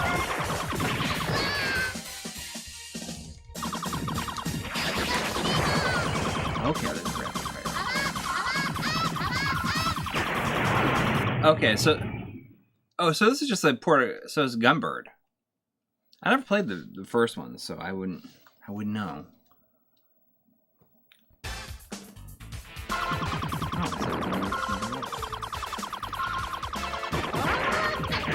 How do you pronounce the developer of this game? I always said like Psycho. Or Sikio. I was just asking because I just got a package the other day from PlayAsia. Mm-hmm. Like it was my first ever order from PlayAsia, and one of the games I got was the Psycho or Sikio collection or whatever for the Switch. Oh, okay. Volume 1. Yeah. Because I've been wanting that one for a while, and I think maybe it used to be more expensive than the price was higher than what I wanted to pay. Yeah. But I finally picked it up, and it's got, I believe it has Gunbird 2 on it. Right. But I was looking at the cover, and I was just like, I don't even know how to say this. Yeah, like I don't think I've ever said so that developer Psychio. out loud. So I wouldn't Psychio is how. I mean, that makes seems sense. right. It was Psychio, Yeah, but and I mean, this guy, he's pulling out the characters and what he seems like he knows what he's talking the about. kanji. Yeah. There was a 199 super chat from Dial Up Chronicles. Thank you. I love that name. Saying, are y'all excited for Obi-Wan? Oh, is that like out this up next week, right? Like the 24th. I mean, that's definitely like I've not seen any of the Disney Plus Star Wars stuff. I've seen most of the Marvel stuff, but not any of the Star Wars stuff. Like I'm not that excited to delve into the Star Wars stuff, but I kind of I do plan to at some point. But I would say Obi-Wan just because of the character that's in it is probably. Is it a movie or a series? It's a series. Like a limited series. Does it have Ewan McGregor in it? Yeah, it does. Oh. Like that. I mean, I don't have Disney Plus, but if it's like more of Ewan McGregor as Obi-Wan, then yeah, right. Yeah, I kind of want to watch that. That premise definitely is the one. It gets me the most excited to watch that. Although I wonder if is there any continuity between these Disney Plus Star Wars shows? Like, should I watch them all? I mean, Mandalorian and Boba Fett all take place after Return of the Jedi, but before like anything else. Well, obviously, like 5 years after Return of the Jedi. Obi-Wan would take place before. Yeah. So is this show just like while Obi-Wan was just like chilling out on Tatooine, like waiting for Luke to grow up? What's he doing? Just hanging out in a cave, like? No, I mean, yeah, like that's the whole show. Obviously, they're going to be making up some more exciting stuff for him. I feel like it's him just wandering around in the desert, like I don't know. No, you look up the trailer, like it looks like he. I haven't seen the trailer. I don't have Disney Plus. It does have Hayden. It's supposed to have like. I'm assuming it's going to have like flashbacks with like Hayden Christensen. That's one thing that I regularly think about is how much I need more of Hayden Christensen's portrayal of Anakin Skywalker. Yeah, I think it'll be interesting because like I guess you could probably argue that like the reason he like was not great in those originals maybe just because of the way that he was written. And also just like his his the director, his direction. Yeah. And when he's I don't think he was at fault necessarily. Yeah. That's well, why because he was good in other things, right? So it's not like he's a bad actor. Exactly. Yeah. He doesn't really do anything anymore, though, does he? No, not really. Is that by choice or just because he got typecast? Well, no, he just made enough money being doing honest. that. Like, probably both. Yeah. There was. I always thought the L and. Never mind. There was a $5 super chat from Theater of Pain. Thank you. Saying the coffee, soda, and sauce talk has been great, making me hungry. Me too. I ate dinner, but now I want Arby's and I want a Popeye's chicken sandwich. Sounds more like a theater of hunger to me. Theater of hunger. So I actually tried the Popeye's Buffalo Ranch sandwich the other day because they've been advertising now. They got that one. It was fine. I mean, it's the same thing but with a different sauce. But like it just kind of tastes a little more generic than their spicy chicken sandwich, which is I love. Wait, what you got? You're saying you got a regular chicken sandwich from Popeyes? No, so Popeyes has they've got the regular, which I've only had once, and it was because they accidentally put a regular and a spicy into my bag, even though I only ordered one and only paid for one. Yeah, that's the one time I've tried the regular one because the spicy is so good. Have you ever had the spicy chicken sandwich from KFC? Yeah. I think it's like I talked to a few other people who didn't think it was that great, but I think it is the best facsimile to the Popeyes sandwich. I just like have you had it? No, but it's like their commercials are just like throwing shade at Popeyes, like, well, ours are made fresh, and it's like, is that really is that something to really brag about? I mean, whatever Popeyes is doing, if it was made like 30 minutes ago and it still tastes that good, then like it means it's delicious and I can have it right now. Like, yeah, I mean, KFC will make you wait. Oh, okay. The KFC one is not as good as Popeyes, but it's a very close facsimile, and I will often go there instead because coleslaw. Because of the coleslaw. Well, for one, they've got the chicken sandwich big box meal. Oh, what comes in that? If you're really hungry, you get the chicken sandwich and 3 sides and a drink. It's if you're pretty hungry, it's a good choice. Wow. And like of all the fast food places that are like nearby, KFC is like consistently the fastest and least crowded. So look at the eyes on that thing. Doesn't it look really really scary?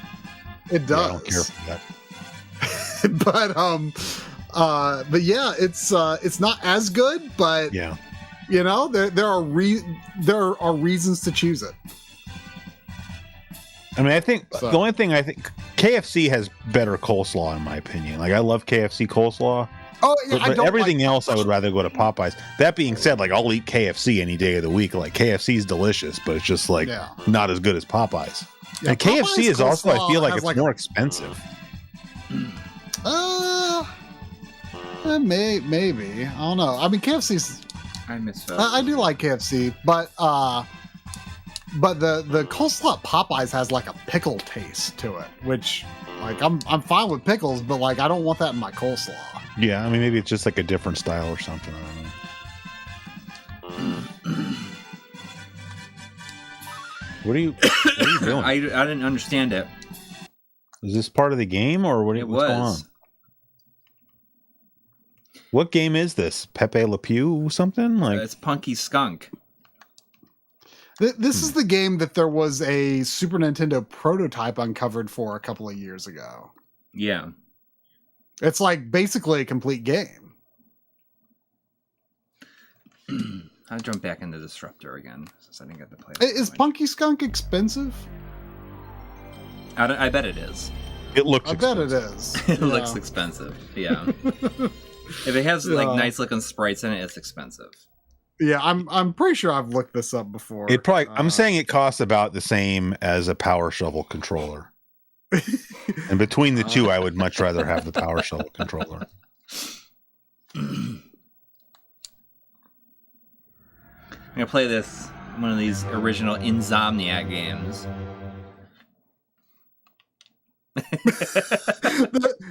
There is a $30. That's whoa. That's What's that's that? that's a bug. Yeah, I can't. I guess I'm not playing this. Oh. There is a $30 listing for a PS1 Punky Skunk PlayStation back cover art only, no game.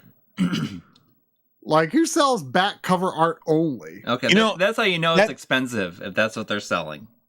I agree that sounds crazy, but like one time, I told this story before, but like one time I found what was it, Ogre Battle at a thrift store for like 50 cents for the PlayStation. Sorry, but it was the disc and the manual only. So like I literally just needed the case with the inserts in it, and like I overpaid for it, you know, because it was like, you know, how many opportunities do you get to buy that?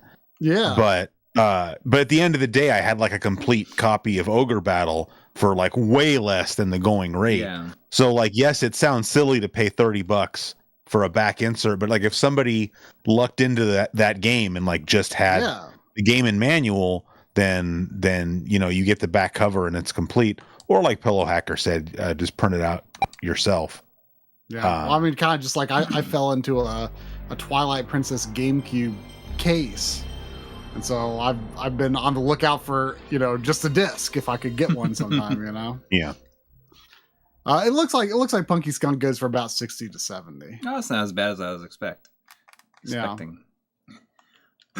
I see that there was a $1.99 super chat from Paul Sutton that said, "No chicken, or they out of chicken." I feel like this is a reference to something. Just a Popeyes was giving away like free chicken or something like that. It was like a news report, and you know, it's just all this footage of people like trying to buy this chicken from a Popeyes, and they say like saying there is no chicken, or are they out of chicken? And this one woman is like yelling at the drive-through thing, saying, "I'm just trying to feed my family."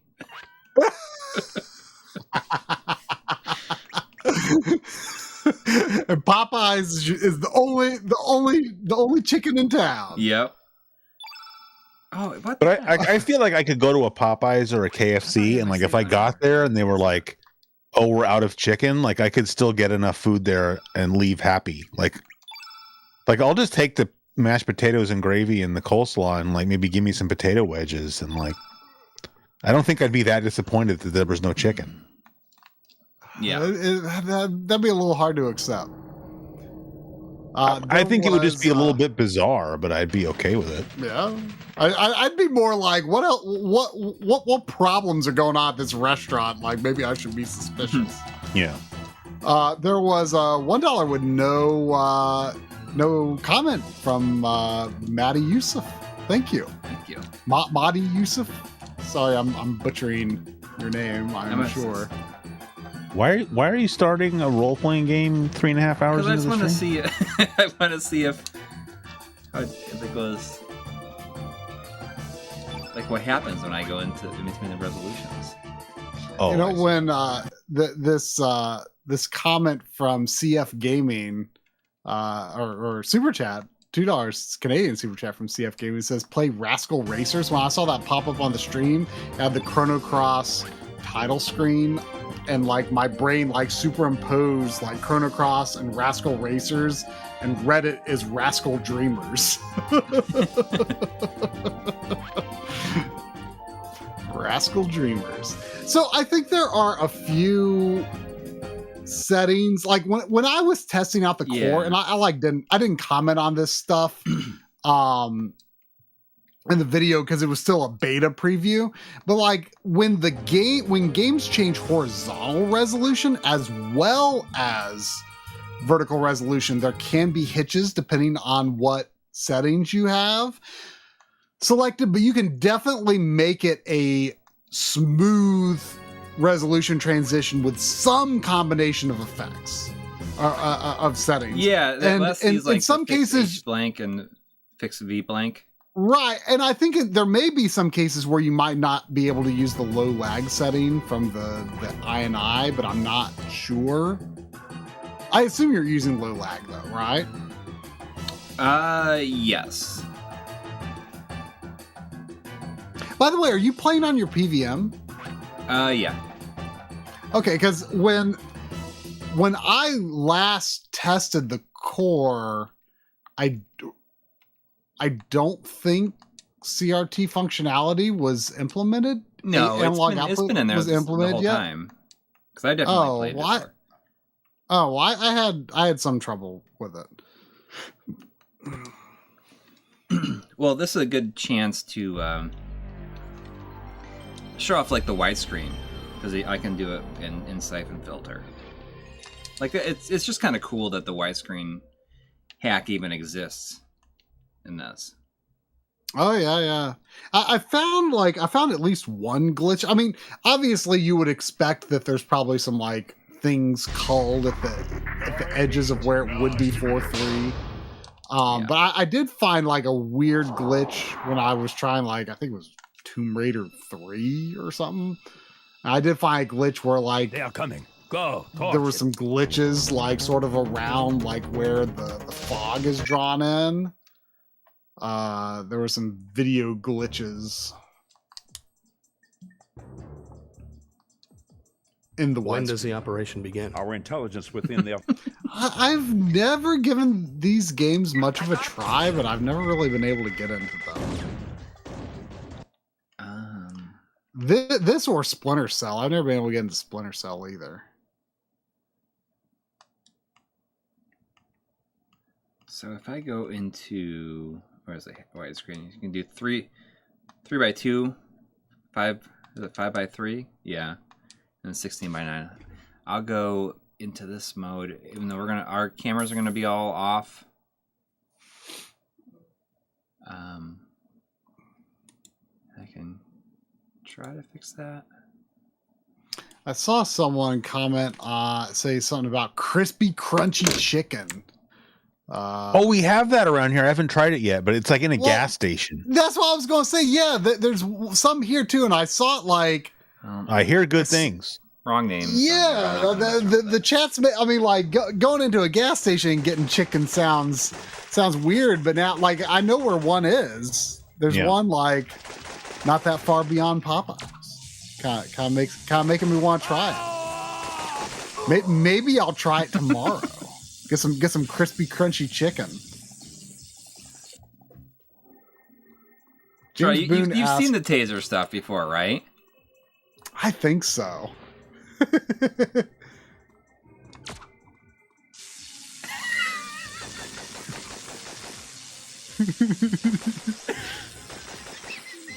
He was like running into battle, like so excited. Not only that, but this other guy is like shooting him at the same time. Oh, is he gonna fall? Oh, I thought he was gonna fall. And he's on fire. Yep. And all this blood just poured out of him. Yeah. Hey, me and Tri are switched in the monitors. So I know. Now I should be him and he should be me. I know. Man, Corey, those guys are getting hotter than two pigs in a pepper patch.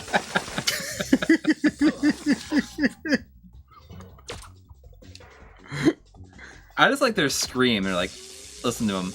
I feel like those screams are pretty like subdued considering what's happening. Yeah, listen. It should be a lot more blood curdling than it is. My favorite part is when I just, like, someone's stay telling on me to fire, say though. Frame Meister. How do you say Frame Meister? Like I don't. Is that how he would say it? I don't know. I feel like he'd hit the Meister. MiSTer. MiSTer. $5 from Corey's grandpa. Thank you. Saying Pennsylvanians can't stop fighting over which gas station has the best food. Sheetz in the west or Wawa in the east. It's so weird. I've only been to a Sheetz, so I have no opinion. Wawa's pretty good for like I've only ever had like breakfast sandwiches there though.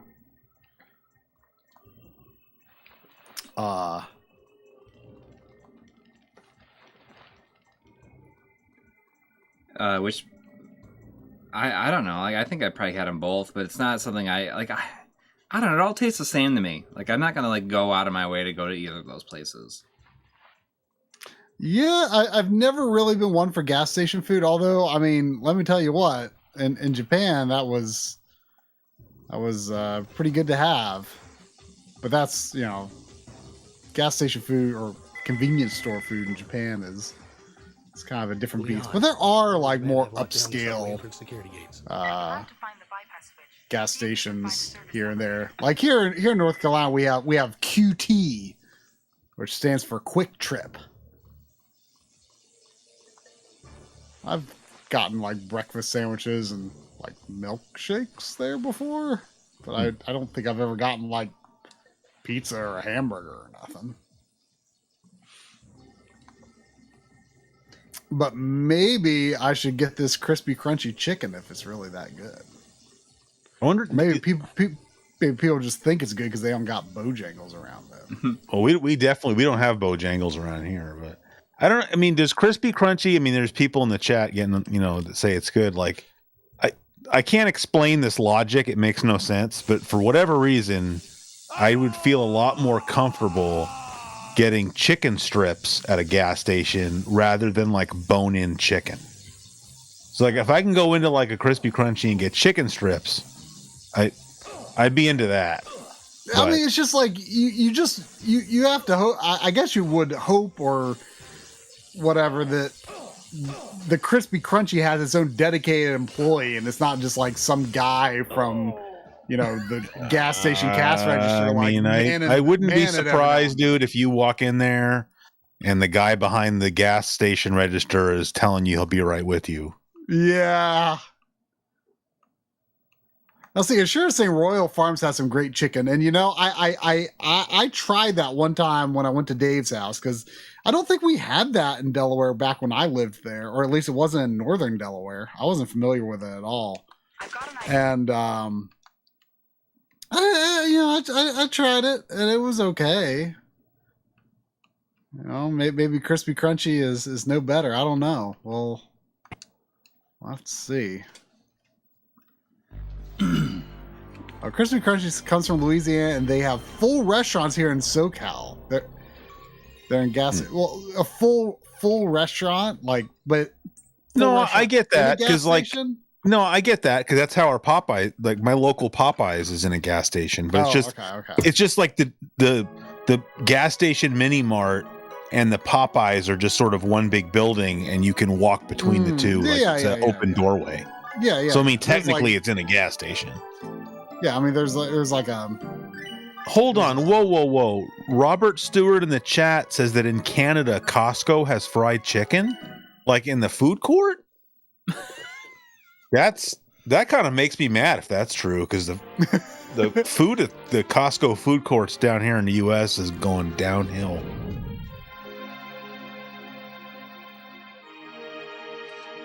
The widescreen on some of these games looks really good, doesn't it? Yeah. And I mean, it actually like the cutscenes in this game are really tightly framed up too, so the widescreen like actually helps a lot. Yeah, let me see if I can. If I turn that off, we can look at it in real time.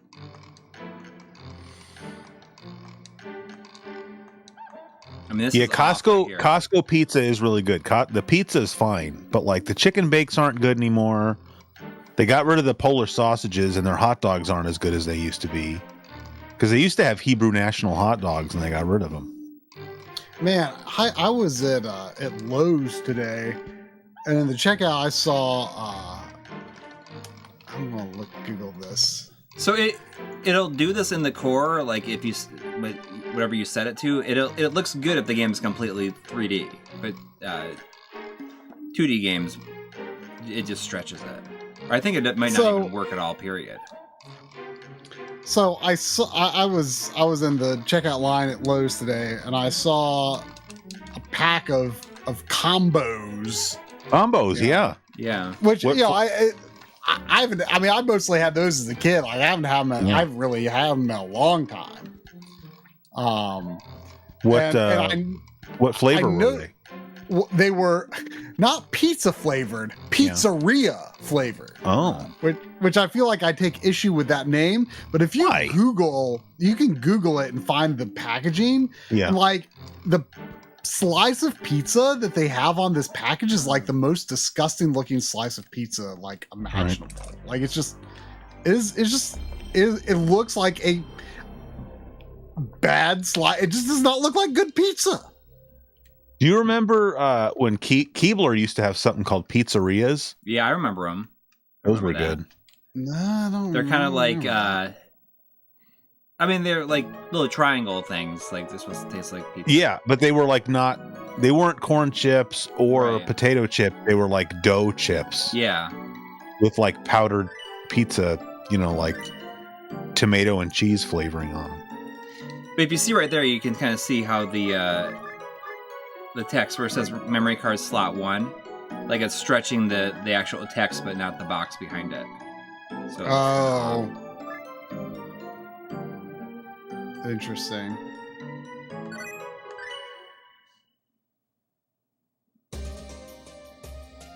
Man, I was kind of reminded of Bugles recently. Oh yeah. Oh, I love Bugles.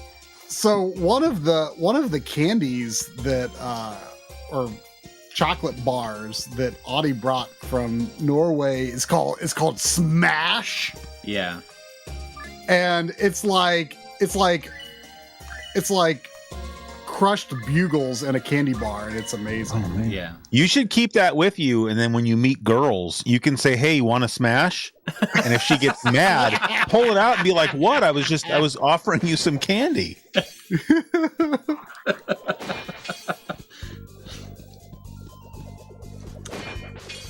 Yeah, the widescreen in this game, for the most part, looks like a pretty good fit, aside from that title or that memory card menu glitch. Yeah. What is like the game's like in-game menu look like? Yeah, so it goes out a little bit there.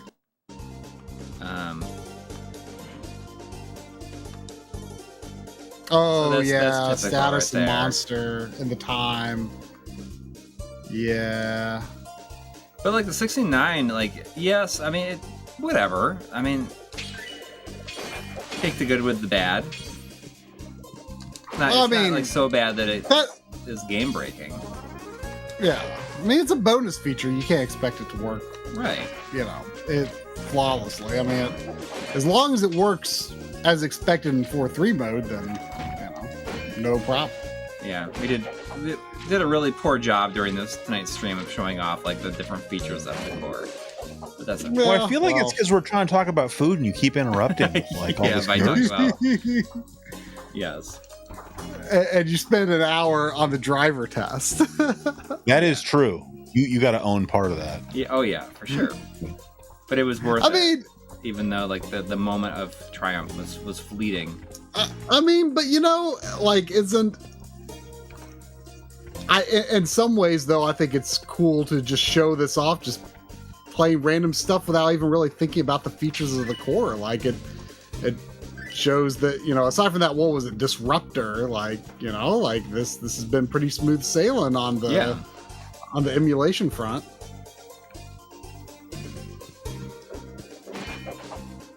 There was a $2 super chat from Dad 1153. Thank saying, you. Quality gulf between Square then and now makes me go cry emote. I mean, a lot of people are really down on modern Square. I mean, I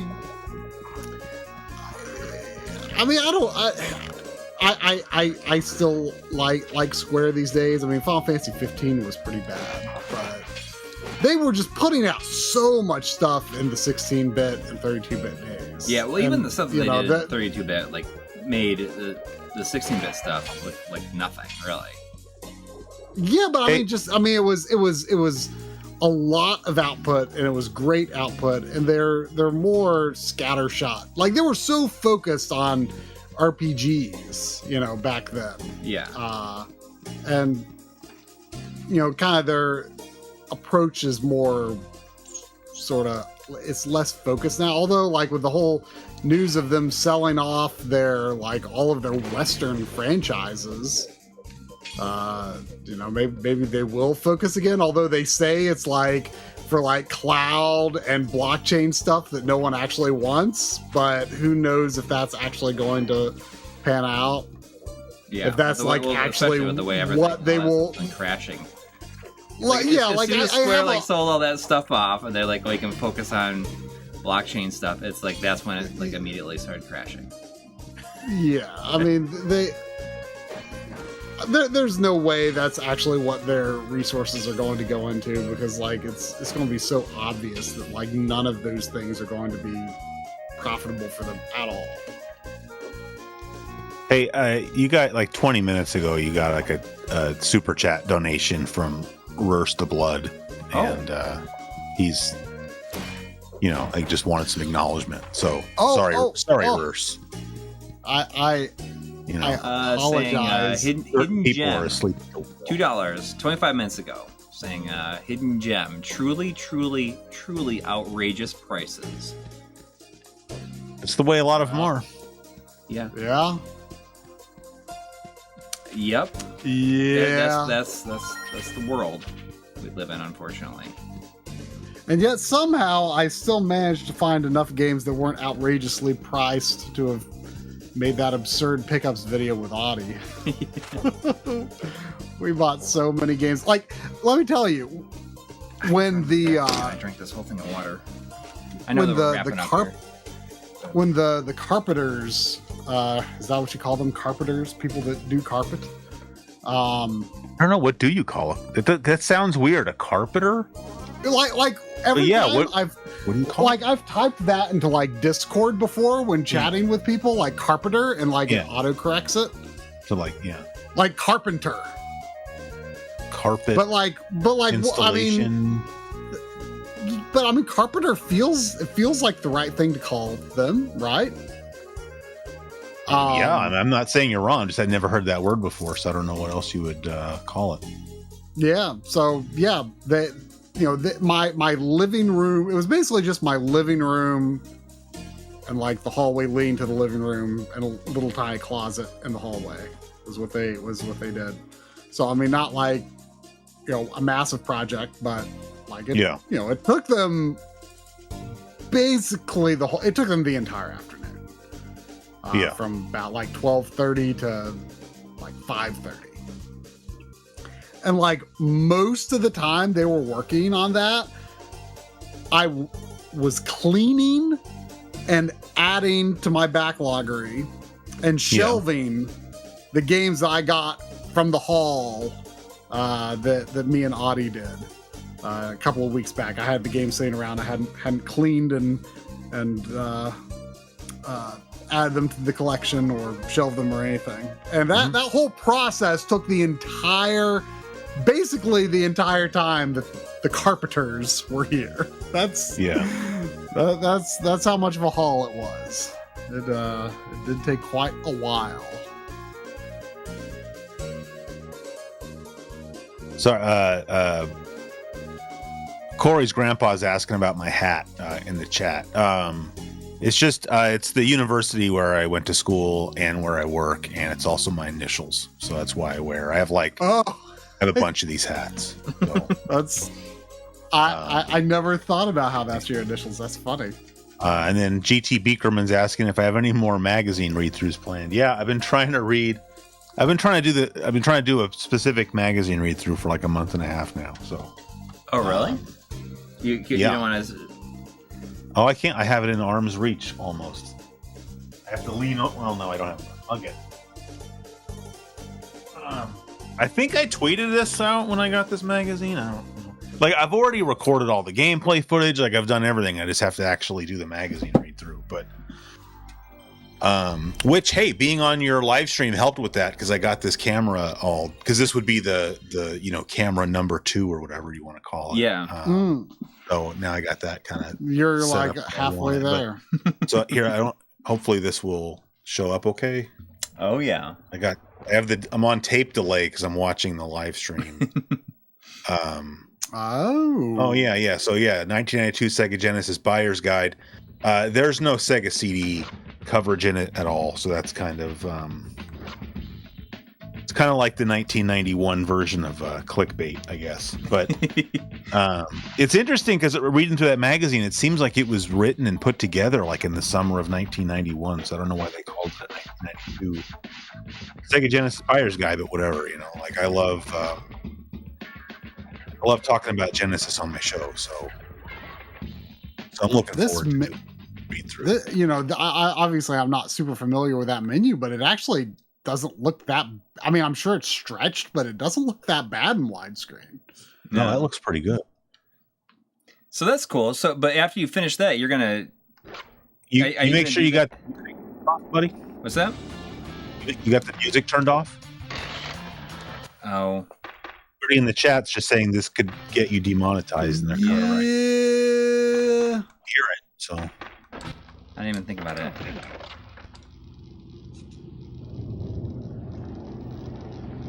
That was it. Oh. So there is like a high-res. I don't know. Was the high-res textures there when you tried to do it? Oops. Wait, high-res textures? There's a, not high-res textures. It's like a texture filter. I don't know if I can do it. Like, this is like not a good way to do it. Not the right game for it. But maybe if I do it like this, you can see it. I don't know. It looks weird to me when I do it, but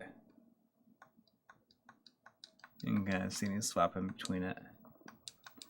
Like, I'm not sure exactly what it does. It's almost like it more heavily dithers it. Yeah, it's just a weird filter.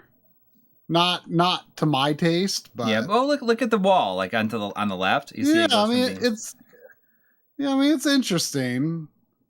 But like, I always err on the side of making it as similar to the original as possible. There was a $2 super chat from For the Love of the Game saying, can you try Starfighter Sandvein?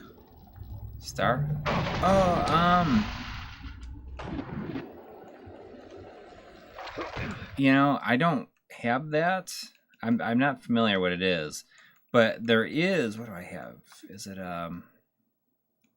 Starblade? Starblade Alpha? I'll do that. It's not Starfighter Sandvein. Maybe. I don't know. This will be it though. I mean, I don't know what the Starfighter Sandvein is. Oh, it's a top-down shooter by the Cotton developers. Sounds expensive. Yeah. Yeah, it does. Let's look that up on the old eBay. Starfighter Sandvein. Starfighter Sandvein. At first I thought Sandvein was a typo. Prepare for Operation Starblade. Final check. Release. Actually, it looks like it might be extraordinarily cheap. This is Mothership. We are under attack. Impossible to I like this game. It's just like a cool, rail shooter. I think this one's expensive though now. Like, there's no way. Like, are these like repros or something? What? Or is it like new old stock? Like, there's a whole bunch that are listed like brand new, and they're like $11. That sounds like repros, but are they discs? Yeah, but they're like eBay is like absolutely flooded with these. Some guy in your chats, where is it? I bought 12 copies in the original Sony shipping package for $20 last year. Starfighter Zambane? So maybe it's just a game where there's just like a ton of like new old stock, you know, like is it good? I mean, somebody like found them in a warehouse or something. So is it a US? They get US. Yeah, it has an ESRB on it, and there's like photographs of like of 4-packs of them that you can just buy on eBay, like in a brown shipping box.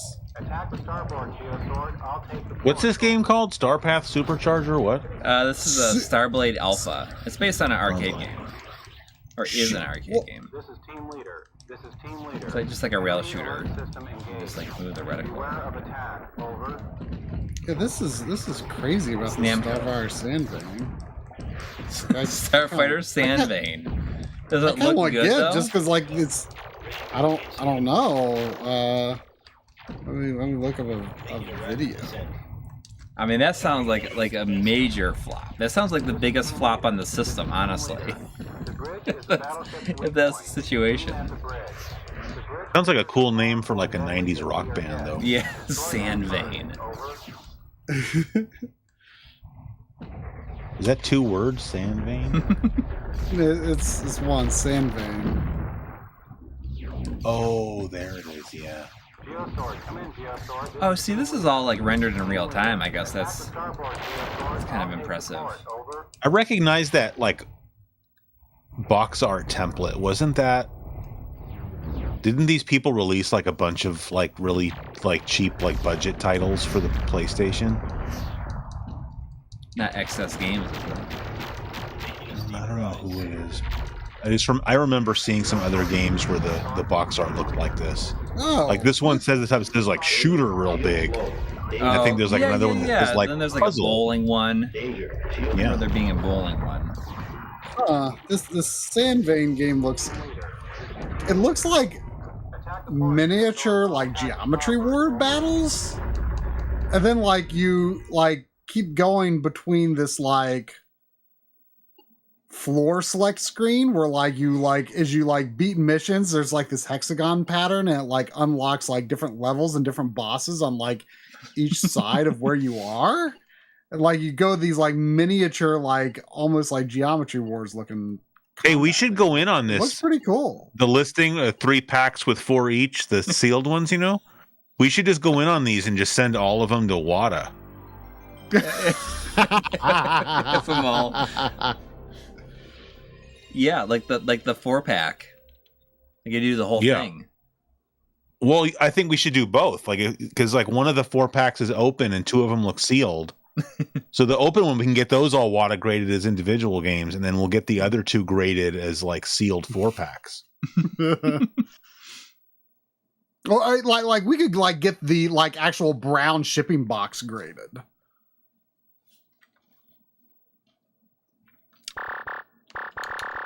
Do you guys still have any sealed copies of your oh, it just flew out of my head. The documentary you guys did for the Sega CD game, Night Trap. Yeah, Night Trap, yeah. Sorry.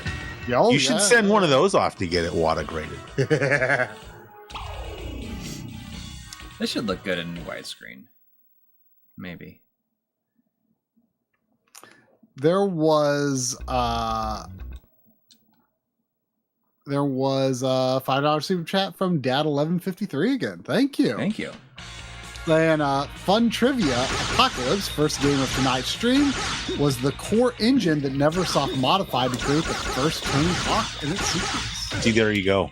You know, Yeah, like you brought it all back to the beginning of the show. Yeah, well, I was talking about that game with John and Audie. I think John said it was Neversoft. I was like, oh yeah.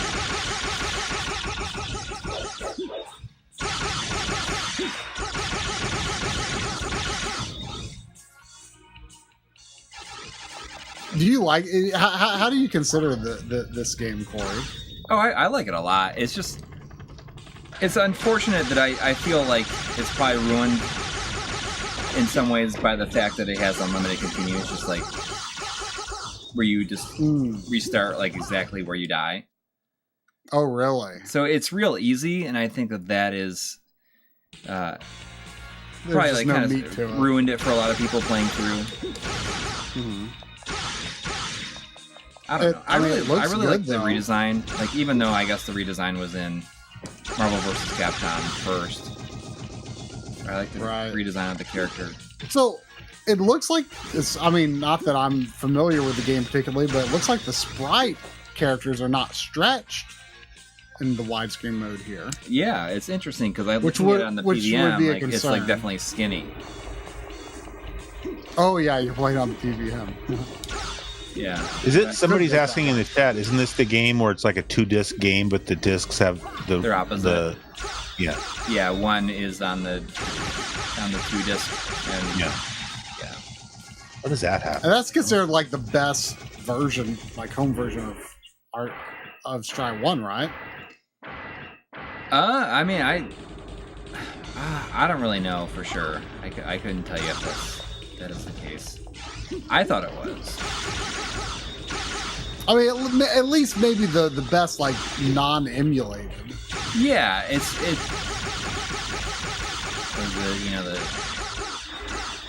the health bar is messed up in widescreen. Oh yeah, I see. I mean, it has some cool, like, you can have like alternate colors and stuff for the character and stuff. I don't know. Oh man, Gaming Blows with 499 saying, fun fact, all of the updates made to the creation engine between Morrowind and Oblivion were inspired by Prism, the Dark Unicorn, Chapter 1.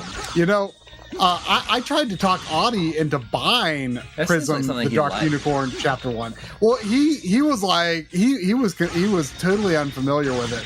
And he was like, "Oh, I definitely want this," but like the copy we saw was in pretty poor condition. He's like, "Oh, I definitely want this." He's the only person that's ever said that about that game.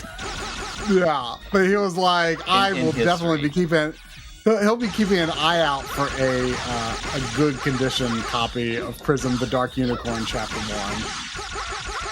You know how I keep saying Prism: The Dark Unicorn Chapter 1 kind of reminds me of, like, I don't know why I feel this way, but like when I grabbed that copy of Bug for Sega Saturn at the Limited Run Game Store, like I realized that I have this like it's just like this natural proclivity towards calling Bug for the Sega Saturn Bug for the Sega Saturn. I can't just call it Bug. Like it's Bug for the Sega Saturn. Well, maybe, you know? I mean, it's so generic sounding. Yeah, it's such a like. I don't mean that in a derogatory way, but it's just like, it's three letters and an exclamation mark. It needs a little more. That's more unique. Bug for the Sega Saturn. Like, I can't just call it Bug.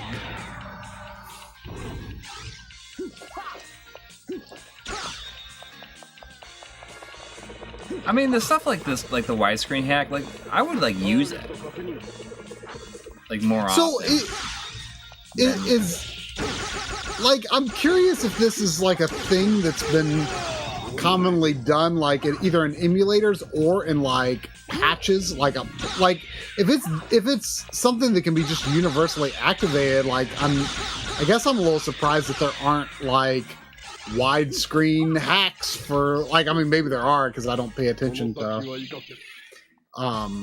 it totally uses to ROM hacks that much, but like although I wonder if like it's tapping into like some additional power that like makes it like not run much worse, or maybe it does run worse.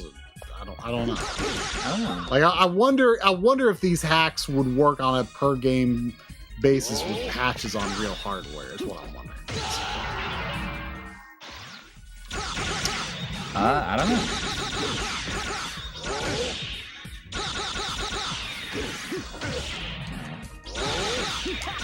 I mean, Super Flash Drive saying I've seen better widescreen hacks on Dolphin and RetroArch so far, which, I mean, is fair, but I mean, I think there is definitely, you know, something that's like, oh, this is like being done in hardware though. Like that's there is an impressive aspect to that, Right. even if it's not perfect. And honestly, I would probably there would probably be too many problems with. I mean, even in like I generally don't use any like widescreen hack or anything because there's always like going to be something.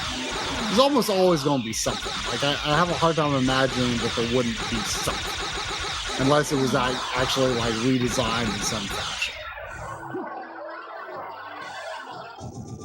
This game does look pretty cool. Like it's got just like really cool sort of set dressing. Yeah. Like the setting of that CityCon makes me think of Einhander. Oh, okay. Yeah.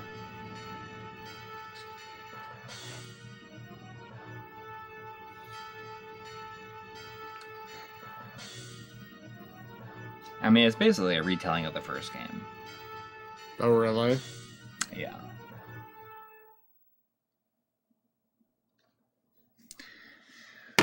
Well, I think that it's midnight, so I think that Yeah, we went a little overboard there, but yep. that's okay. I'm really hungry for some crispy, crunchy chicken, though. Of course. Well, I feel thank like you gas station chicken would be like available late. Yeah, you It can go and should do be. it immediately after the Should stream. Thanks to everybody who donated. It was a crazy Yeah, it week this was- week. Yes. Thank you so much. And Thank thank you you, to thank Chris you. for hanging out and just, talking about PlayStation 1 games and food. Having a smart alecky comment every 10 or 15 minutes. And, coining the term slap it on the sly. Yeah. Yes.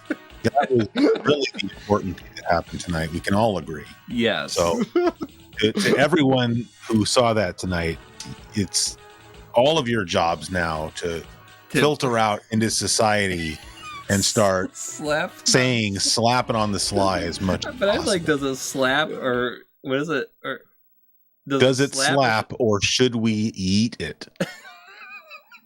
It's just hard to say. It is without sounding like should It's we? be- Eat if I it? said or should I eat it, but it still sounds like I'm saying should I eat it? Yeah. I don't know. There was a last minute $10 super chat from Aberu. Oh, thank you. Saying, thanks for showcasing the MiSTer PSX core. Well, thank you. Yeah. I'm glad that I'm sure that people who are really excited about it have already been putting it through its paces. But it was like a really cool development cycle for it. It seemed like. Yeah. That it was just new releases basically every day, which was really. Oh yeah, Chris V. He said maybe it should be, does it slap or should you yeet it? That's easier to say. I agree. Yes, thank you. The yeet is like a really difficult word to say. I think no matter what. I don't think it. Just got to be careful what words you pair it with. I think yeet is fine. Or should it be yeeted? I have to check with the Zoomers I work with to see if that's like proper usage or not. But they help you come up with a name. I mean, no, but I wouldn't know about yeet if it wasn't. I work with a bunch of 20-year-olds, and so they keep me abreast of parlance of our times, as it were. Yeah.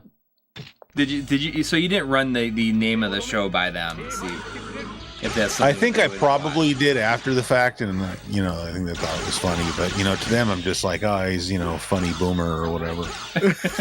We're not even remotely even boomers. Yeah. But I think I said it before. I think that just using the term boomer is for is a term that the younger generation use for anybody that's older than them. Yeah. No, that's true, but I think we do the same thing. I think I call anybody younger than me a millennial. Yeah, exactly. So it's just they're just doing the exact same thing back. Yeah. I'm not gonna get if someone says okay boomer to me, I'm not gonna get upset at that. Yeah. You'd have to be a real Karen to get upset and call the boomer. You know, I heard my kids like referred to somebody, said that somebody was being a Karen. The only reason I don't like that is I had an aunt, Karen, and she was a very sweet lady, and she was in no way a Karen. So it's too bad that Karen is the, name that got chosen. Because I'm sure if I sat here and thought of it, I could think of names where it's like nobody nice ever had that name. But like some people, they get named and they just sort of grow into the name. You know? Like the kind of personality you're going to have is decided the second you were named. Right, well, isn't that, it's like a Jerry Seinfeld joke, right? Like, if you name your kid Jeeves, you're pretty much, they're predestined to become like a butler. Yeah. I've been watching a lot of that, just putting it on in the background. Yeah. On Netflix. Like it's just a show that I feel like you don't have to pay too close of attention to. Yeah. And you can kind of, just like having it on yeah, I mean, I've seen all those episodes enough that I'm not going to feel like I need to sit there and stare at them, but they're nice sort of background noise. Right, and I could never imagine just like sitting down and being like, I'm going to watch this. Yeah. All of it. Like the entire series. Like watching something that like has a plot. Yeah. Yeah. I'm a little weirded out by just discovering that your grandfather is only 29. It's a lot really? younger than I thought he would be. Yeah. Yeah, well, I don't know. It works in weird ways. The world does. He's like, I think that maybe there's some time travel involved. I don't know exactly. I'd have to think about it. Was alive now, but he'll travel back in time and become my grandfather. Maybe so. Anyways, I hope everybody has a good week, and thanks for hanging out for a longer stream this week. And we'll see you later. Good night. All right. Good night.